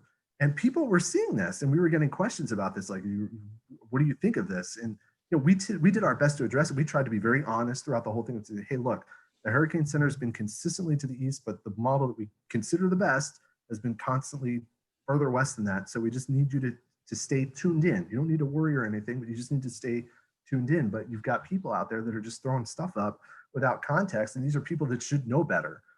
It just really, really frustrated me, because it creates more work for us in the middle of that, and it just kind of just drives you crazy. So I wish people would, especially people in our field, the people that should know better, the people that should be the role models and the voices, would just do a better job of just picking your words very carefully in the middle of these storms, because the wrong word choice can just set off a chain reaction. It's really difficult to combat. And at that point, the genie's out of the bottle, and we're left to kind of address it directly and head on, and which is fine. We'll do it, but I would rather use our time on other things. I just saw some guy, he already posted, I think it was on the tweeter tonight, this wave that's not even off the continent of Africa yet. This is going to be Sally, and this could be a catastrophic hurricane in the Gulf of Mexico in 10 days. People need to prepare immediately. And it's like, and here's the problem. These guys get all the clicks. They get all the likes. They get all the shares. Nobody's going to, you said earlier, Matt, we're kind of boring. That's how you kind of introduced what you do. You should be. You take the right approach to it. You write the proper things. And that's what's so frustrating. It's like nobody wants to listen to you. They're going to go find some, random guy that's got a Twitter account or a Facebook account, and that's what they'll share. And it's just frustrating as snot for me. And it's a big problem down here. But here's the next question. So I honestly think, and I'm not trying to pump sunshine up you guys' skirts, but you guys have taken the market in Houston when it comes to disseminating weather information online. You've taken it away from the TV guys. How did you do that? I don't know. And I'll be honest with you, it makes me a little uncomfortable, because I know several of the TV Mets here. I'm friends with several of the TV Mets in this market, and they're all great people. The thing that is, I wish I could explain it to you. I wish I could. And I don't have an answer. I'm still trying to figure it out, what it is that, because the one thing that is just fascinating to me is that we get this audience, and they are rabidly passionate about what we do. And they will say, just, you guys are great. There's just no hype. It's all straightforward. It's not like those crazy, things on TV. And I'm just kind of like, I've been in that TV seat. I know what that's like. And that's not sort of what we want to do. And I know it's rankled a couple meteorologists in the market at times. It's frustrated them, and I get it. It's just weird. I mean, I'm proud of what we do, and I'm very happy with what we do. And I think, we try and do it well. But whatever reason, the approach that we've taken, like I said, is to be kind of boring. And what that has kind of done is we don't really force it on people. We're just like, if you want to tell your friend or your neighbor about us, go ahead and share away. That's fine. We appreciate that. We're grateful for your support and your readership. And, we're not going to we're not going to do anything to really try and adapt or adjust or what, I mean, we'll adapt, but we're not going to adjust to what the new hot thing is. We're just going to keep doing what works. And that's kind of the ultimate goal. And, you know, I feel like we're trying to play the long game, and just kind of just build it up over time. And, you know, like I said, see what happens. But it confounds me sometimes. I'll just be completely honest. I'm grateful as all you know what, but it just confounds me how people just get so supportive of this. But before Kim takes over, from an outside observer, here's the things I see that you guys are doing. Number one, it seems like you're always there. You're always there. You provide a product, a blog post, a social media post when people need it. Not when it's convenient for you, but it's when it's convenient for the people that need the product and service. And I see so many TV people that don't have that attitude. Well, I work 2 to 11, and that's when I'll be making my blog posts, and I'll be posting on social media, and I'll be kind of a big deal. And then the minute 11 o'clock hits, they're off the grid, and they don't pay attention to it. And they say, well, I don't have time. I've got a family. Well, so do I, and so do you. But yet we make time for the things that are important. And the other thing I see is that you guys engage with the audience. You respond. I see this with television Mets all the time over the country. Questions on Twitter or Instagram, whatever platform, and crickets. There's no response, none, zero. And it's like, if they come to you, you should be honored that they came to you. Think of all the television, you know, meteorologists in the country, or the meteorologists, period. And they came to you. I'm obliged to answer them. I'm honored when they do that. And you guys have that attitude. And I've seen this in a lot of markets where amazing meteorologists like you guys take over the market because the TV Mets are just complacent. And I hate that for them, but I'm glad that you're setting a great role model. So Kim, I'm through preaching. Sorry, I had to preach for a minute. No, that's great. And it all really relates to what I wanted to talk with Matt about. And I mean, that is your credibility. I think, you know, when I see the great success you have, and your mantra is to do this, to just be very, very straightforward, and as you say, boring. I mean, I know people in Houston as well. I have friends and family there, and I've seen them share your blog and they swear by it. And I know until tonight we hadn't gotten the chance to talk face to face ever, but I told them, you know, you're a credible source, and yeah, please, this is a great source to listen to because they are so straightforward.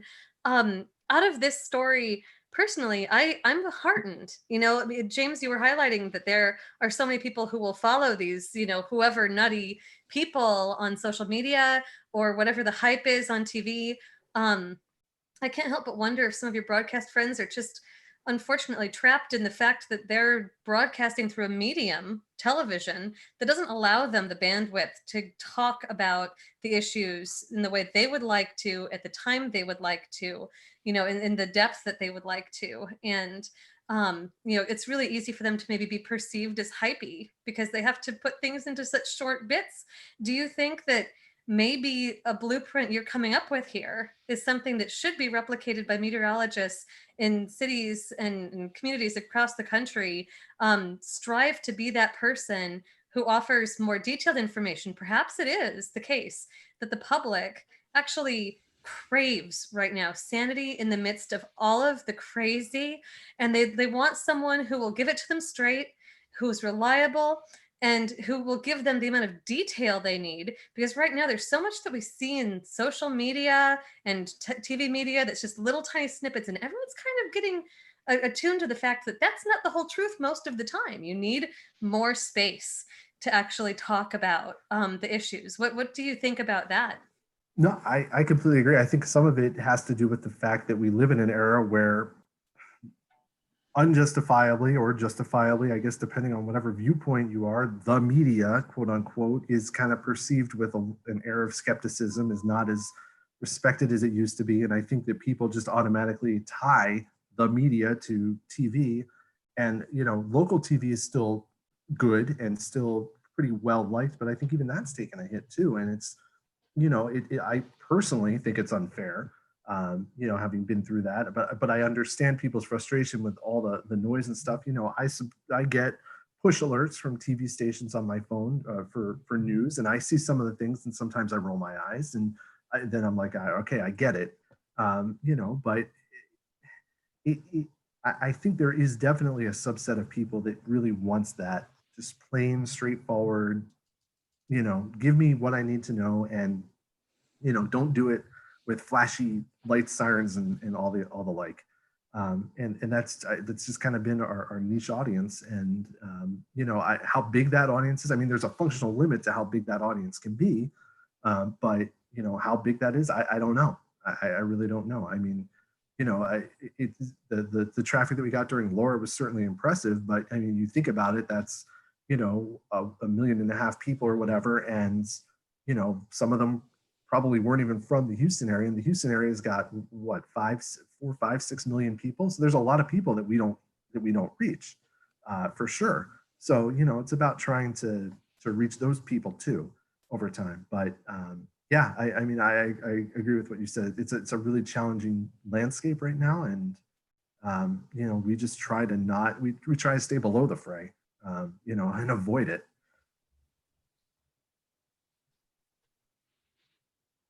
Go, Troy. Matt, kind of turned the corner again one more time back to the damage stuff. I was kind of interested in what you're hearing and your folks are hearing.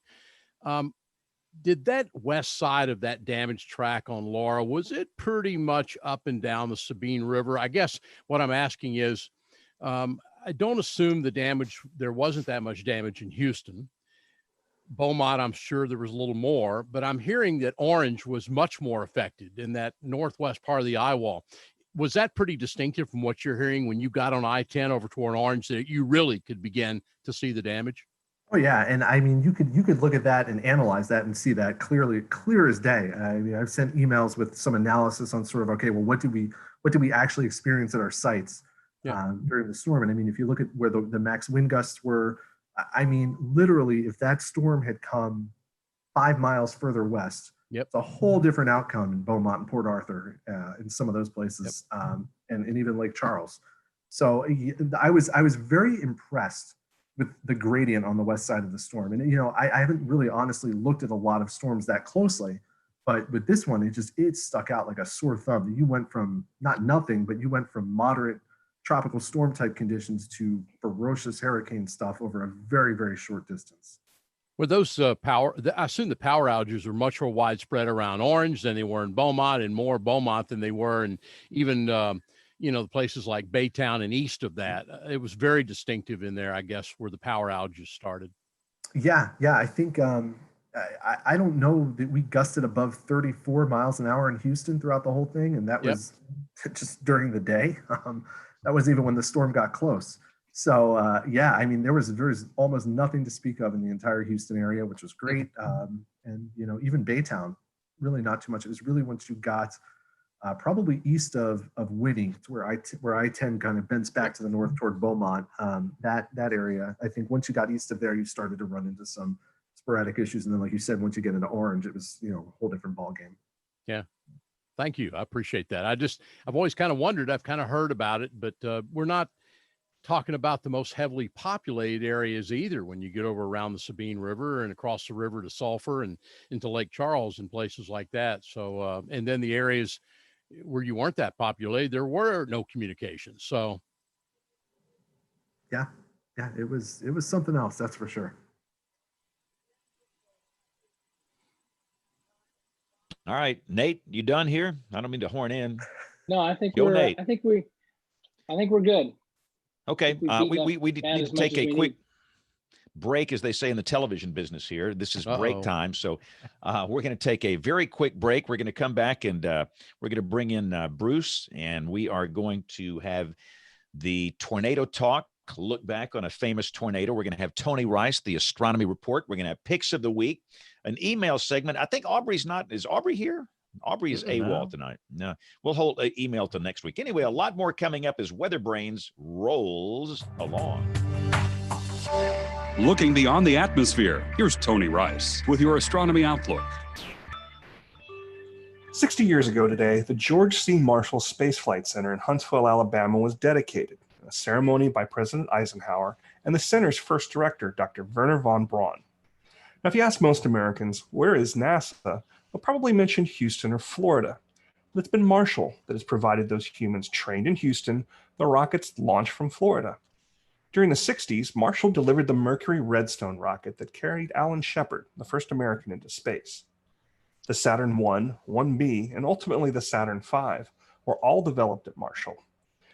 Marshall's been involved in the development of every one of NASA's major propulsion systems. And that continues today with research into solar sails and nuclear propulsion. In the 70s, the lunar roving vehicle used on the final Apollo 3 missions was developed there. NASA's first space station, Skylab, was also developed at Marshall. And by the end of the decade, the space shuttle underwent vibration testing at the dynamic test stand there.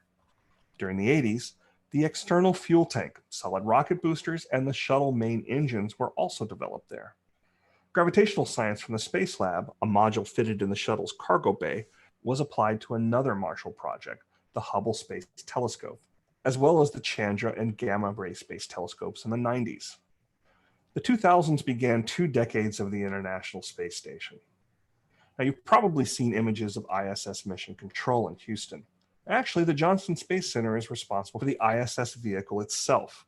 It's Marshall's International Space Station Payload Operations Center, situated on the corner of Martin and Dodd Streets, that works most closely with astronauts to complete science experiments and maintenance on board. When I was last there, I walked into that Huntsville version of Mission Control, which can also serve as a backup to Houston's Mission Control when the weather demands it. The engineers were guiding an astronaut through troubleshooting, and they were all focused on images on the big screen, showing that astronaut diving headfirst into an open equipment rack. And about 10 years ago, work began on the Space Launch System to deliver humans back to the moon and onto Mars. And it leverages those solid rocket motors and main engines from the shuttle days, as well as incorporating design elements from those external fuel tanks. That's your Astronomy Outlook. Follow me at RTP Hokie for more spacey stuff like this. This week in tornado history, we look at one of the tornadoes produced by the outer rain bands of major Hurricane Carla in September of 1961. Carla began as a tropical depression in the southwestern Caribbean Sea on September 3rd. It moved near the coast of Honduras, skirted the Yucatan Peninsula, and became a major hurricane in the Gulf of Mexico. The winds increased to around 175 miles per hour early on the morning of September 11th, making Carla a Category 5 storm.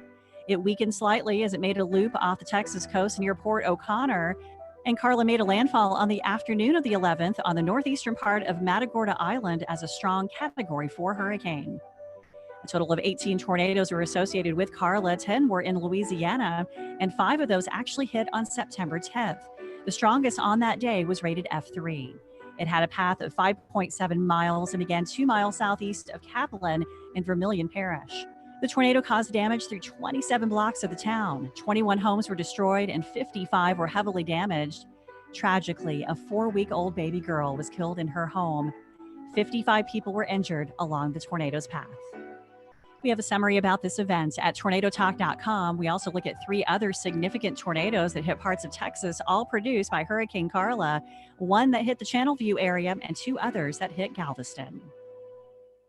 All right, Jen, I worked really hard and refrained from stepping all over your tape segment there. Sorry about that all those other times, but at least so Matt, was Carla the windstorm of record, the most recent big windstorm hurricane wise for Houston? Yeah, I think that's kind of the one that stands up. You had Alicia in '83, you had Ike in '08, but I think Carla still kind of stands as one of the big ones on a lot of the Texas coast. Wow, so that's amazing. Well, we've got Bruce Jones with us tonight. This part of the show each week, we talk to our sponsor, Midland Radio, who of course makes the most famous weather radio. Bruce, when did weather radio start officially? When did they put the first transmitter up? Do you know that? I mean, was it like in 1950s, 1960s? When was the first one? Somewhere around 59 or 60. And the first ones were originally designed for the marine and aviation industry. So if you were a boater, fishing boat out on Lake Michigan, you could get weather reports out in the middle of the lake via a transmitter that was on top of the old Sears Tower. And, prior to that, it was also, pilot briefing service for pilots taking off from an airport. You'd tune into these frequencies and and get this pilot's briefing. So it really started out as marine and aviation. And then after the Palm Sunday outbreak in 65 and after the super outbreak in 74, we realized we needed a national alerting system. And that's when it really became the indoor tornado siren. One of my favorite parts of going to the beach in the 1970s as a kid was to take my Patrolman 6, radio with me, because it had a weather, because it could pick up the 162 megahertz, band, and I could listen to the 3 frequencies, Yeah, I could pick up the National Weather Service in Mobile. And so I could only dream of a day when that would come to Birmingham, and it was a different weather radio back then. Talk about what it takes to get the product on the air now. Back then, of course, those were recorded cards, and meteorologists, actually, had to produce them. Now it's a different process, Bruce. Yeah, because we expanded the NOAA Weather Radio Network. Back in the 70s, there were about 200 transmitters. Now there's over 1,000 of them. And each National Weather Service office may run 9, 10, 12, 13 transmitters all being run out of one office. So it's impossible to do a live broadcast or even recorded broadcast when you're running 13 separate transmitters. So now the whole thing is automated, which is great because I think that the tornado warnings get out much, much faster. But again, it's not as listenable as it used to be. I used to go to bed with the weather radio underneath my pillow, and I would wait until that 10 o'clock or 11 o'clock hourly OBS for that to get updated.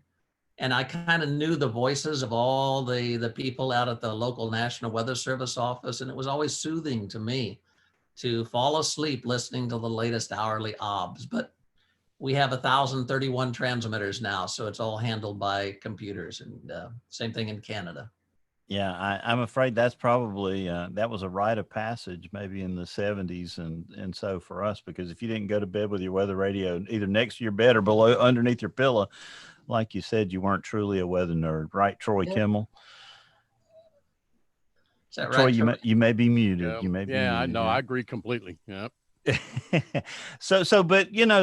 talking about the good old days is great, but weather radio is just as relevant today, Bruce, as it was 30, 40, 50 years ago. Well, I think it is. I'm working with one of the counties out in California. They've been trying to use just cell phone systems to alert for fire warnings. They've even tried some outdoor sirens to alert for fire warnings in California. And they're still having this issue with, once these fires get started, the fires are burning out the cell phone towers and the cell phone service is disappearing. So the counties in California are more and more now embracing NOAA weather radio. Previously in California, it was used primarily along the coastline, primarily for the maritime audience. And now inland, especially in these fire zones, they're beginning to realize if you have a radio signal that can go out 60, 70, 80 miles, and you can keep that signal on the air, that's a very, very valuable asset to have. So we're seeing a resurgence in the use for wildfire warnings in the western region of the National Weather Service. And I think it's overdue, and it's a great service to the people of California and the West Coast.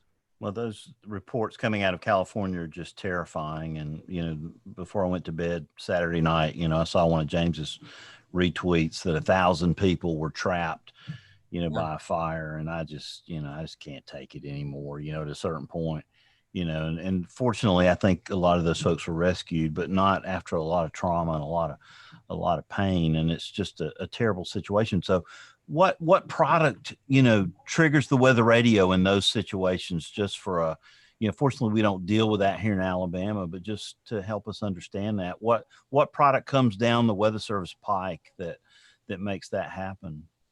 There's a couple of them, and this is why they call it all hazards weather radio, because it's not just for weather, but traditionally it's a wildfire warning and another alert that's called evacuation immediate. I don't know why they call it evacuation immediate and not immediate evacuation, but it's called evacuation immediate.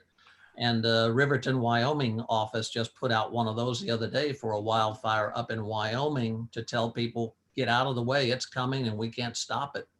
So these warnings can be initiated by the county emergency manager or by, in California, CAL FIRE, or by FEMA. So the emergency managers can also have input to send their alerts out over the system as well. But again, a radio frequency broadcast, because it comes out of that one tower and travels a real long distance, is a good way to get to people. And to James Spann's point, a lot of those people the last night, I think it was, that were caught in that California fire, they had gone up into the hills days ago before that big fire even started.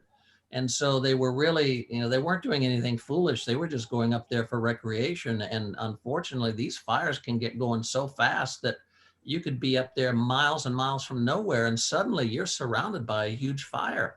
So they're out of cell phone service up there. When they get up into the backlands of the Sierra Nevada, there's no cell phone signal up there. Again, weather radio broadcast, that radio signal goes a long ways, and it's important to people. James, did you see where that family in North Shelby had the fire overnight last night, and their Great Dane actually woke them up? The fire didn't trigger the smoke alarms, which you would normally expect to go off, but their Great Dane went off and woke them up, and they were all saved because of their dog. Wow. And that was a really cool story. So that just reminds us, Bruce, that we need multiple redundant ways to get warnings. So a lot of people are, younger folks in a lot of situations are enamored with apps and different, new cool technologies, but you need to have weather radio as the backbone of your warning process. I believe so. And I'm a big fan of apps too. I love the apps that I have on my phone, and we have an outdoor siren maybe a half mile from my house, but I can't hear it inside here. But you do need to have multiple redundant ways. September is National Preparedness Month. This week, the second week of National Preparedness Month, the theme is build a kit. And part of building a kit is having a way to get alerts. And item number 3 on a FEMA kit, number 1 is water, number 2 is food, number 3, NOAA weather radio. And if you use this code SPAN15, go to midlandusa.com, and we're happy to give you a 15% discount on a weather radio product, whatever weather radio you want. That red one, that crank radio, is 5 of the items you should have in a go kit, especially if you live in a hurricane evacuation zone. AM, FM, weather, flashlight, and the ability to recharge your smartphone. So you can start off a really nice go kit right there by getting one of those emergency crank radios. And thanks to WeatherBrains, you get a 15% discount when you use the promo code SPAN15. So there's my cell. Again, NOAA Weather Radio is the official voice of the National Weather Service, and my hat is always off to our great folks at National Weather Service for the fine job they do. Well, it sells itself, Bruce, and a product that is $30 cheaper than when I bought my first one in 1976. Yeah. So, if you do one of those little things on the internet where you can compare $1982 with today's dollars, the SAME radio I bought in the 1980s went for the equivalent of almost $100 in today's money. Yeah. And I was willing to pay that because I wanted that specific area message encoding so I could set it just to go off from my county. But I paid the equivalent of, in $20, I paid the equivalent of $99.98 for that weather radio that I bought back in the 80s. Well, we appreciate you being here, and stick around for the rest of the fun for tonight, Bruce. Thanks for that. And, I do recall those 3 frequency days. It was 162.40, 162.55, 162.475. And I would love it when atmospheric conditions were just right. You could pick up a distant weather radio station that might be 2 or 3 states away. And that was just awesome. I mean, it just very fond memories. And again, it is more important today than ever to get a weather radio. If you've got a smoke alarm in your house, and if you don't have a weather radio, what you're going to do is go over there to Midland Radio's site, use that code, and get one tomorrow, because everybody needs one. All right. So we'll do a double email segment next week. But Bill, let's talk about the book. Yeah, we got to talk about this, because Nate would willingly pay $100 for this book just to $100 kids in bed. There's no question about it. I read Francis Fox just in the few minutes that I was here. This is really outstanding. So how did you come up with this? Oh, thank you. That's a really kind compliment. I really appreciate that. Yeah, I have never had an ambition to be like a children's author or an author of any kind. That's just never been on my list of things to do. But my niece, my sister-in-law actually came to me and said, "Hey, my niece is, or your niece is really afraid of storms. The thunderstorms really scare her. What advice do you have?" And I was like, "Oh, education. That's rule number one. If there's a fear in something, education is what balances that out." And I'm like, "Let me find a good book." And I looked and I looked and I looked and I looked, and there wasn't anything out there that I was happy with. And I was like, "Huh, that's interesting." There's not, I wanted something that would educate her about what the weather was and help her be just a little bit less scared and know that, yeah, okay, maybe that storm's going to be scary, but it's not going to last forever. It'll be just a few minutes and everything will be fine. And there wasn't anything out there. So I had this idea. I was like, I think I could do this. I think I could write something like this. And I had it in my head for 2 or 3 years. And then I had an opportunity in October. People were talking about, their kids earlier. I've got 2 young kids. They're almost 4 and just turned 2. So I've had a very busy couple of years with the kids, not a lot of free time. And I had to, there was a dear friend of mine, my best friend had a family emergency, and I had to fly to Dallas from New Hampshire. And it was the first amount of alone time I've had, like in 2 years. I sat on this airplane and I was like, I'm going to put like pen to paper. I'm going to see what I can do. And I ended up writing the whole thing on that flight. And I got back and I was like, okay, do I illustrate? Do I find someone else? And then same thing. I was like, I took art classes way back in the day. Let me see if I can do it. And then COVID hit and that threw everything for a loop. But next thing I knew, I had this children's book idea, and I kind of made a PDF of it, scanned everything in, sent it to a few friends and was like, "Hey, what do you guys think?" And the feedback was really good and was really positive. And I said, "You know what? I'm going to do this. I'm going to put this out there," just because I didn't find anything out there that I had liked. So yeah, here we are, and I've got this book about the weather called The Weather Story with Francis Fox. I just love foxes. It's like my favorite animal. Yeah, so here we go. See, I know everyone's got a copy, I think almost who's here, because I wanted everyone to see it. The whole point's just to educate kids about the weather, just teach them. I wanted it to read beautifully and be melodic, but scientifically accurate. I've got so many weather books that have been gifted to me with people with the best of intentions, but I'm sorry, when water evaporates, it's not a mist. Okay. So there's these little things like that keep happening, that I keep reading, that, like, ooh, I cringe. I make this kind of a face when I'm reading to my kids at night, or I'll just change the words. And so I wanted something for us, for meteorologists. We're asked all the time. I remember, that from when I was in TV, "Hey, what's a good book? Hey, my kid's scared of storms." It's such a common theme. And so, yeah, so I did. So I wrote The Weather Story to try to help kids understand the weather a little bit better and just be a little bit less scared when that storm rolls through. So did you end up illustrating it, or did you? I did all. Yeah, it took me. So I started it last October, and here we, 11 months later, writing and illustrating. Yeah, so it's all watercolor illustrations. It took me months. It was So did you self-publish it, or did you have a publisher? I did. I self-published. It's, there's a lot of different, you can go standard publishing route or self-published. And I said, no, you know what? I want this to be for meteorologists. I want them to have an answer to when someone comes to them and says, "My kid's afraid of storms. What should they read?" I want them to go, you read this, this is it. Not the book that talks about what they're going to wear, or the one that's got things that aren't factual. So, I'm really trying to, I just want kids to not be scared. I want kids to go to bed at night not worrying about that storm. I've got 2 young kids. I know what it's like now. So I'm just trying to get into the hands of as many kids as possible. This is not a money-making venture. I make like $1.75 per book when they're sold, right? It's like this clearly is not meant to be the thing that gets me to quit my day job.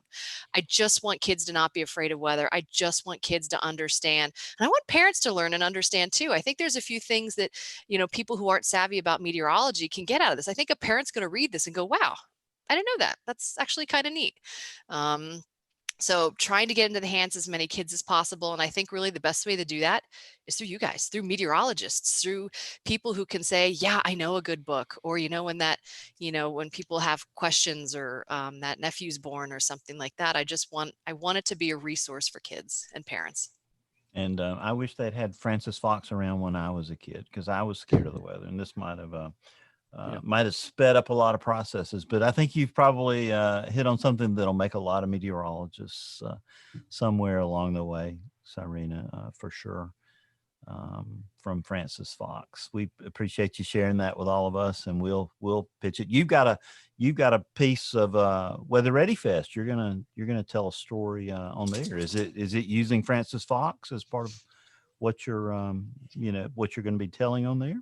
Yeah, it is. So it's a 15-minute long segment. And so I actually go through the book page by page, and do some like deep dives. So, here talking about like high and low pressure, and it's got, these cute 2 little paragraphs, but I actually explain to them a little bit more detail, that the air's pushing on you, about 15 pounds per square inch of your body, but you can't feel that. And that changes and, lead up to how those pressure differentials cause our winds to, to move and stuff like that. So it's a little bit of a behind the scenes, a little bit more info. It's meant more for the adults or for the parents to understand. They can elaborate to their kids, so they can have a little bit more information to tell their kids when they ask questions, enabling them to, be the meteorologist at home. So where do you get this book? Where? Amazon. That's really the best place, or anywhere, books are sold. That's another real great reason for self-publishing is I didn't have to buy 600 of these and send them to an Amazon distributor or something. They have a digital file, and when someone orders it, they print it and they ship it. They get it in a couple days, no matter what. It can never sell out. It's always available. So it's there. People can get it, just right from Amazon, or I think iBooks has it too.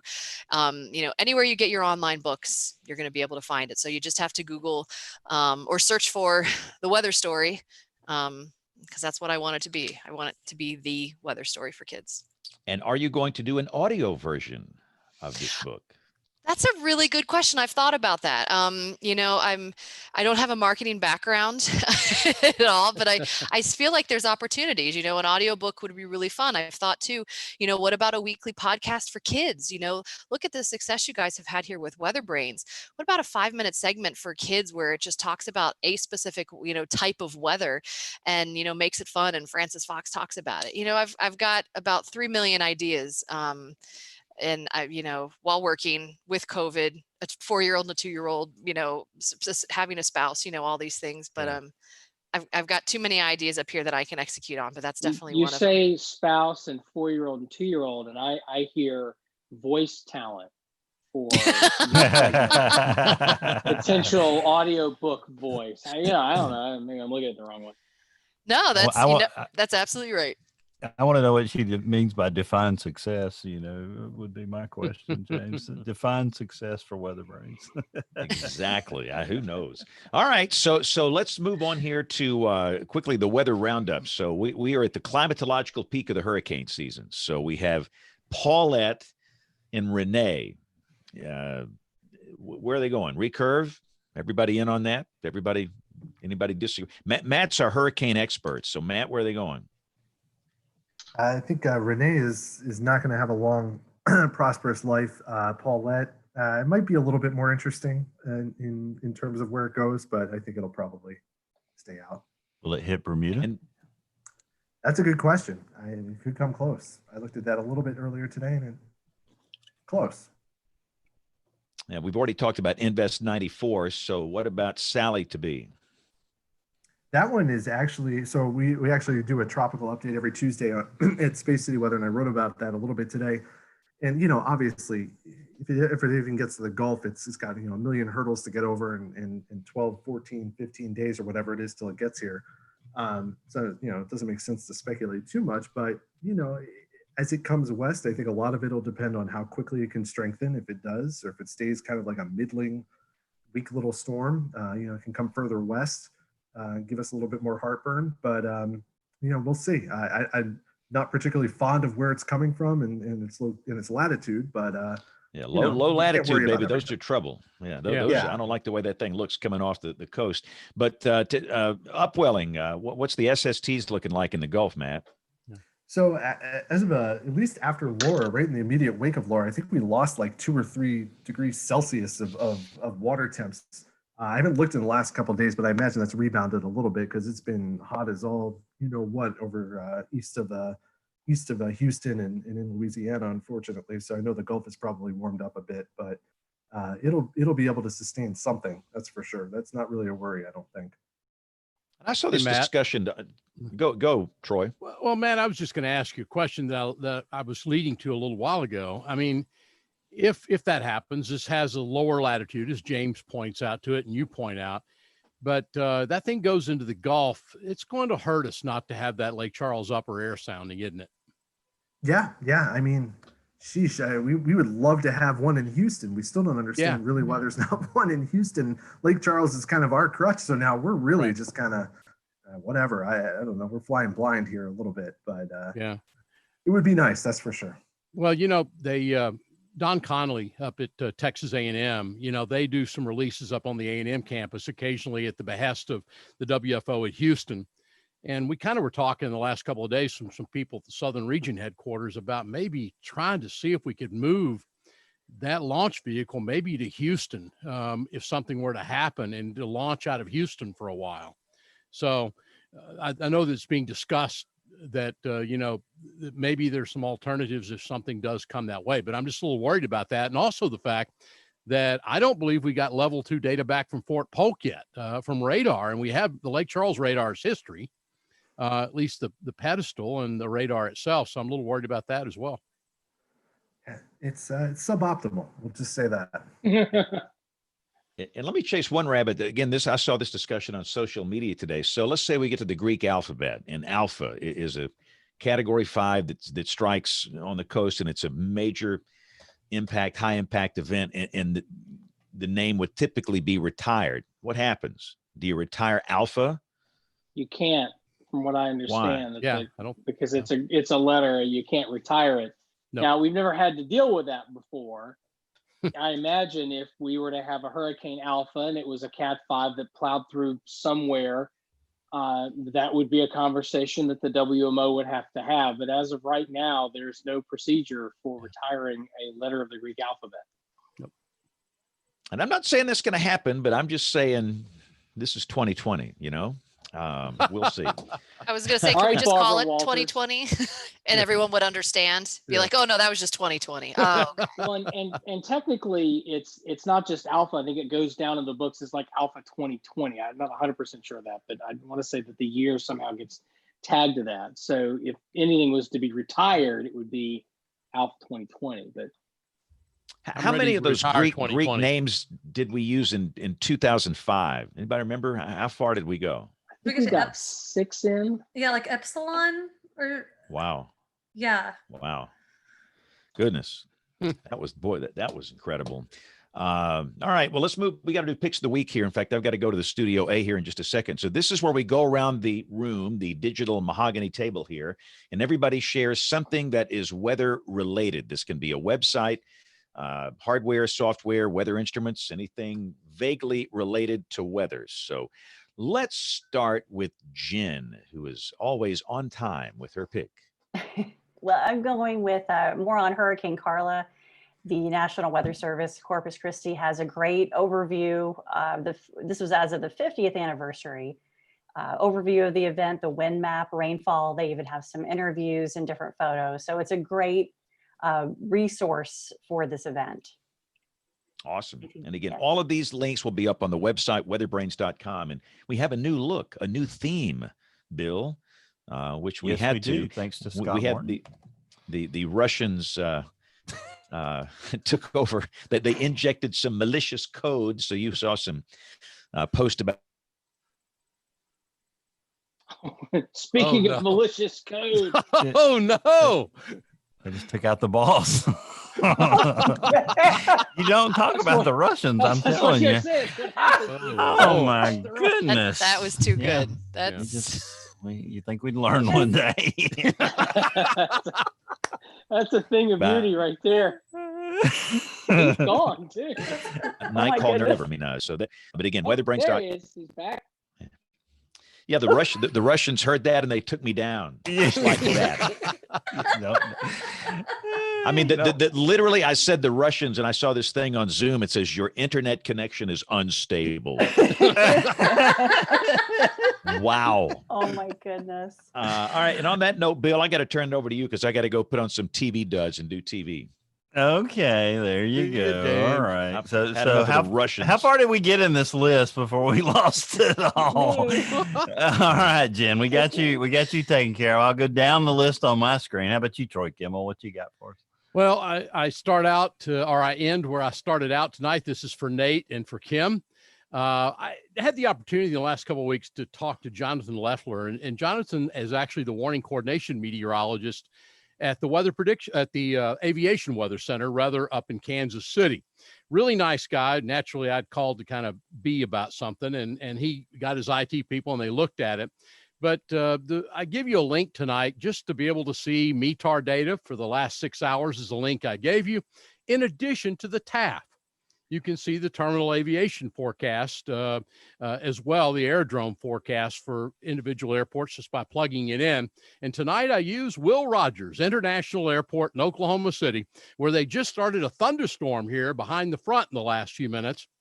But most importantly, Kim and Nate, they include a FROPA. The contract weather observers included the FROPA at 5:33 this evening. Wind shift 5:33 FROPA to the contract weather observers for the FAA at Will Rogers International Airport in World Oklahoma Airport. City. It's a world airport. What's It's a that? World Airport. Is it World Airport? Airport. This is Oh, the I'm World sorry. Airport. Okay. But the first of all to the Aviation Weather Center, and then to the Will Rogers World Airport in Oklahoma City. Outstanding, Troy. I love that you're always on the forefront of this stuff. It's always good. I'm always somewhere. Yeah. Yeah, that's good stuff. Kim Kloko, what you got for us out there from the World Airport of Oklahoma City? By the way, nice use of forefront there, Bill, to describe where he is. Following the front. Sorry, poor pun. No pun intended. No pun intended. So my pick of the week was inspired by the conversation about how challenging it is to forecast flooding, and that there's an advance that people might not be aware of. It's still getting some of the kinks ironed out from it, but there's a modeling effort underway in the National Weather Service called the National Water Model that is a compilation of several different hydrologic models, different kinds of numerical weather prediction for rainfall, and would ideally incorporate things like storm surge and inland rain to try to get total water over the surface. And this is still undergoing quite a lot of testing. The National Water Model is being hosted, I think, at the National Water Center there in Tuscaloosa, Alabama. But just wanted people to be aware that it's something that's getting worked on. So as you see some of these forecasts, perhaps in your area, when there are tropical systems in the future, you can know a little bit more about where they're coming from. Outstanding. Thank you, Kim, for sharing that. I'm glad you're here tonight. It's good to be here, guys. For as many weeks as this baby will let me be here, I am here. Come on, baby. Let us keep Kim on the show. Thank you very much. Nate Johnson, thank you for getting Matt tonight. What you got for us? So Matt, shake your head. Were you going to use the Ars Technica piece as your pick of the week? I thought about it. If you were, you can have it. I've got another one, but if you weren't, I was going to use that. I thought about it, but I'm going to go with something different. Okay, cool. Well, in that case, it's an Ars Technica piece, Science and Steely Nerves, Spare Houston from a Nightmare Hurricane Evacuation. The title of that harkens back to You're a Steely-Eyed Missile Man. It's a space quote. Those of you who follow the space program and did so for decades, you get the reference. But a great write-up on how the forecast and different people in the Houston area played into this, including, as Matt mentioned, the county judge, who is sort of the chief executive of the county. And in Texas, it's the county judge, not the governor, but it's the county judge that can award evacuations. And very unique, how that person got into that role, and sort of an early test. So a great read, as most everything weather related from Ars Technica tends to be. So that's my pick of the week. Thank you, Nate Johnson. Well, my pick of the week is the weatherreadyfest.com, the National Weather Association Foundation's virtual Weather Ready Fest this year, already featuring 80 pieces of content, including Cyrena's video that if it's not up there already, it will be going up in the next day or so. But there's fantastic content there now, more being loaded every day. Something for every age group, every grade level, from kindergarten through senior adults. If you are interested in weather, you will love it. What else going on with the NWA? I've got my registration. I can't wait, Nate, for the annual meeting. What's going on with it? Yeah, for folks who are on the fence, or if you're like me and you're just slowpoke, you got to get your registrations in by the 10th if you want to have early access to the platform where we'll have all of the talks, the pre-recorded stuff ahead of the actual meeting time. Full agenda is on nwas.org. That's National Weather Association.org, or nwas.org, and full agenda with the invited speakers, all of the oral presentations, all that good stuff, and it's going to be a tight, action-packed few days, and not this coming week, but next week. So be ready. We get the student conference, and the first day of the broadcaster workshop is Sunday. Right around the corner. Exciting. It's the best weekend weather. There's no question about it. Well, I have stalled long enough for our guests, and I will, since I know Matt is prepared, I'll give Serena just another second to prepare. Matt, what's your pick of the week? So my pick of the week will be this series of articles written back in 2016 that were called Hell and High Water. It was written by ProPublica, Texas Tribune, and Reveal. And it basically describes pretty much in all gory detail what would happen in the Houston area should the worst case storm occur here, which is one of those things that felt like reading about New Orleans before Katrina. You just know what's going to happen if we ever get to that point. So it's a very frightening article, but unfortunately a very real one.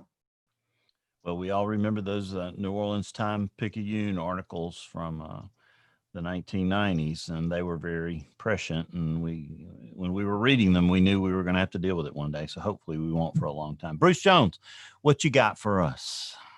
WNG 677. That is the NOAA weather transmitter on the U.S. Virgin Islands in St. Croix. It was destroyed by Hurricane Maria 2 years ago and has yet to get back on the air. National Weather Service has done everything that they can do.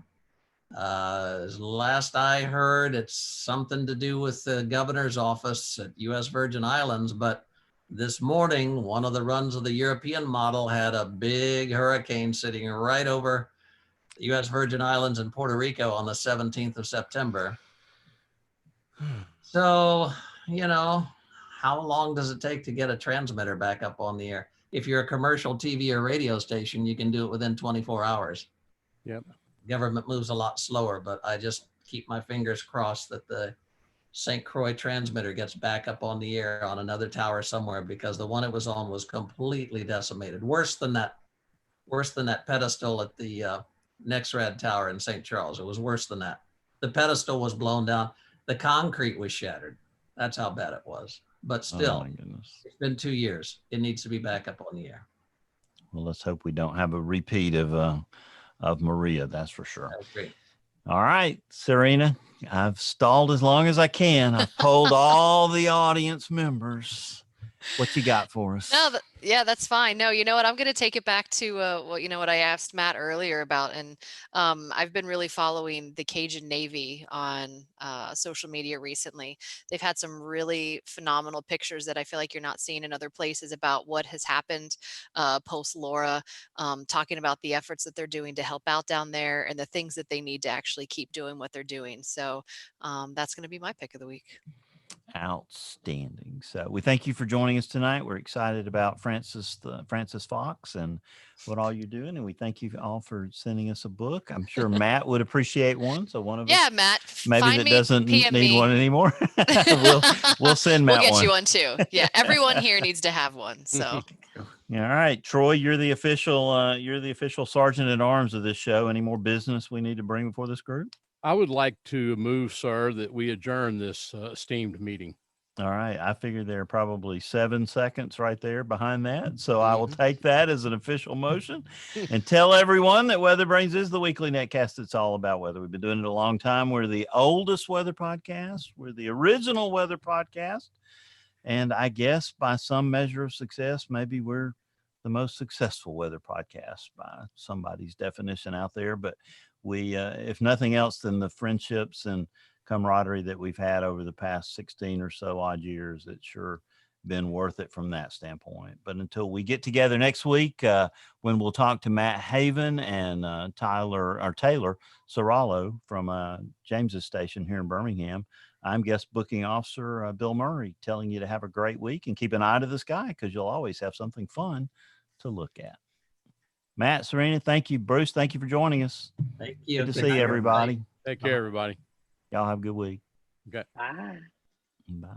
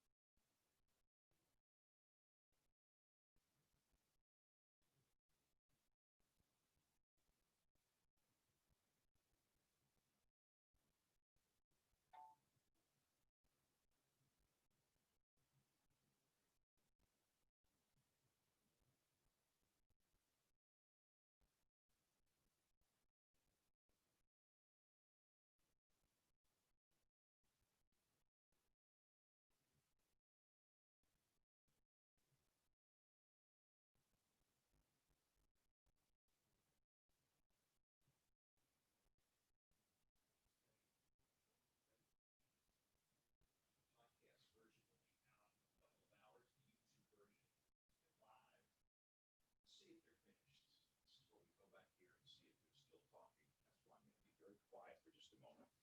Notice the lights are on in here, and they're done. Oh, yeah, this is that really odd time where we are simulcasting on Instagram and YouTube. The SPAN Instagram feed, SPAN WX, and the James Spann YouTube feed, youtube.com/James Spann. Great WeatherBrains tonight. That was a fun show. We're back on Zoom. I like it. That was great. So again, the audio version will be up here soon. We'll be back at the regular time next week, Monday night. This was a Tuesday night special. So thank you guys for watching on the WeatherBrains side. We'll see you all next week. Have a great, great week, and God bless everybody.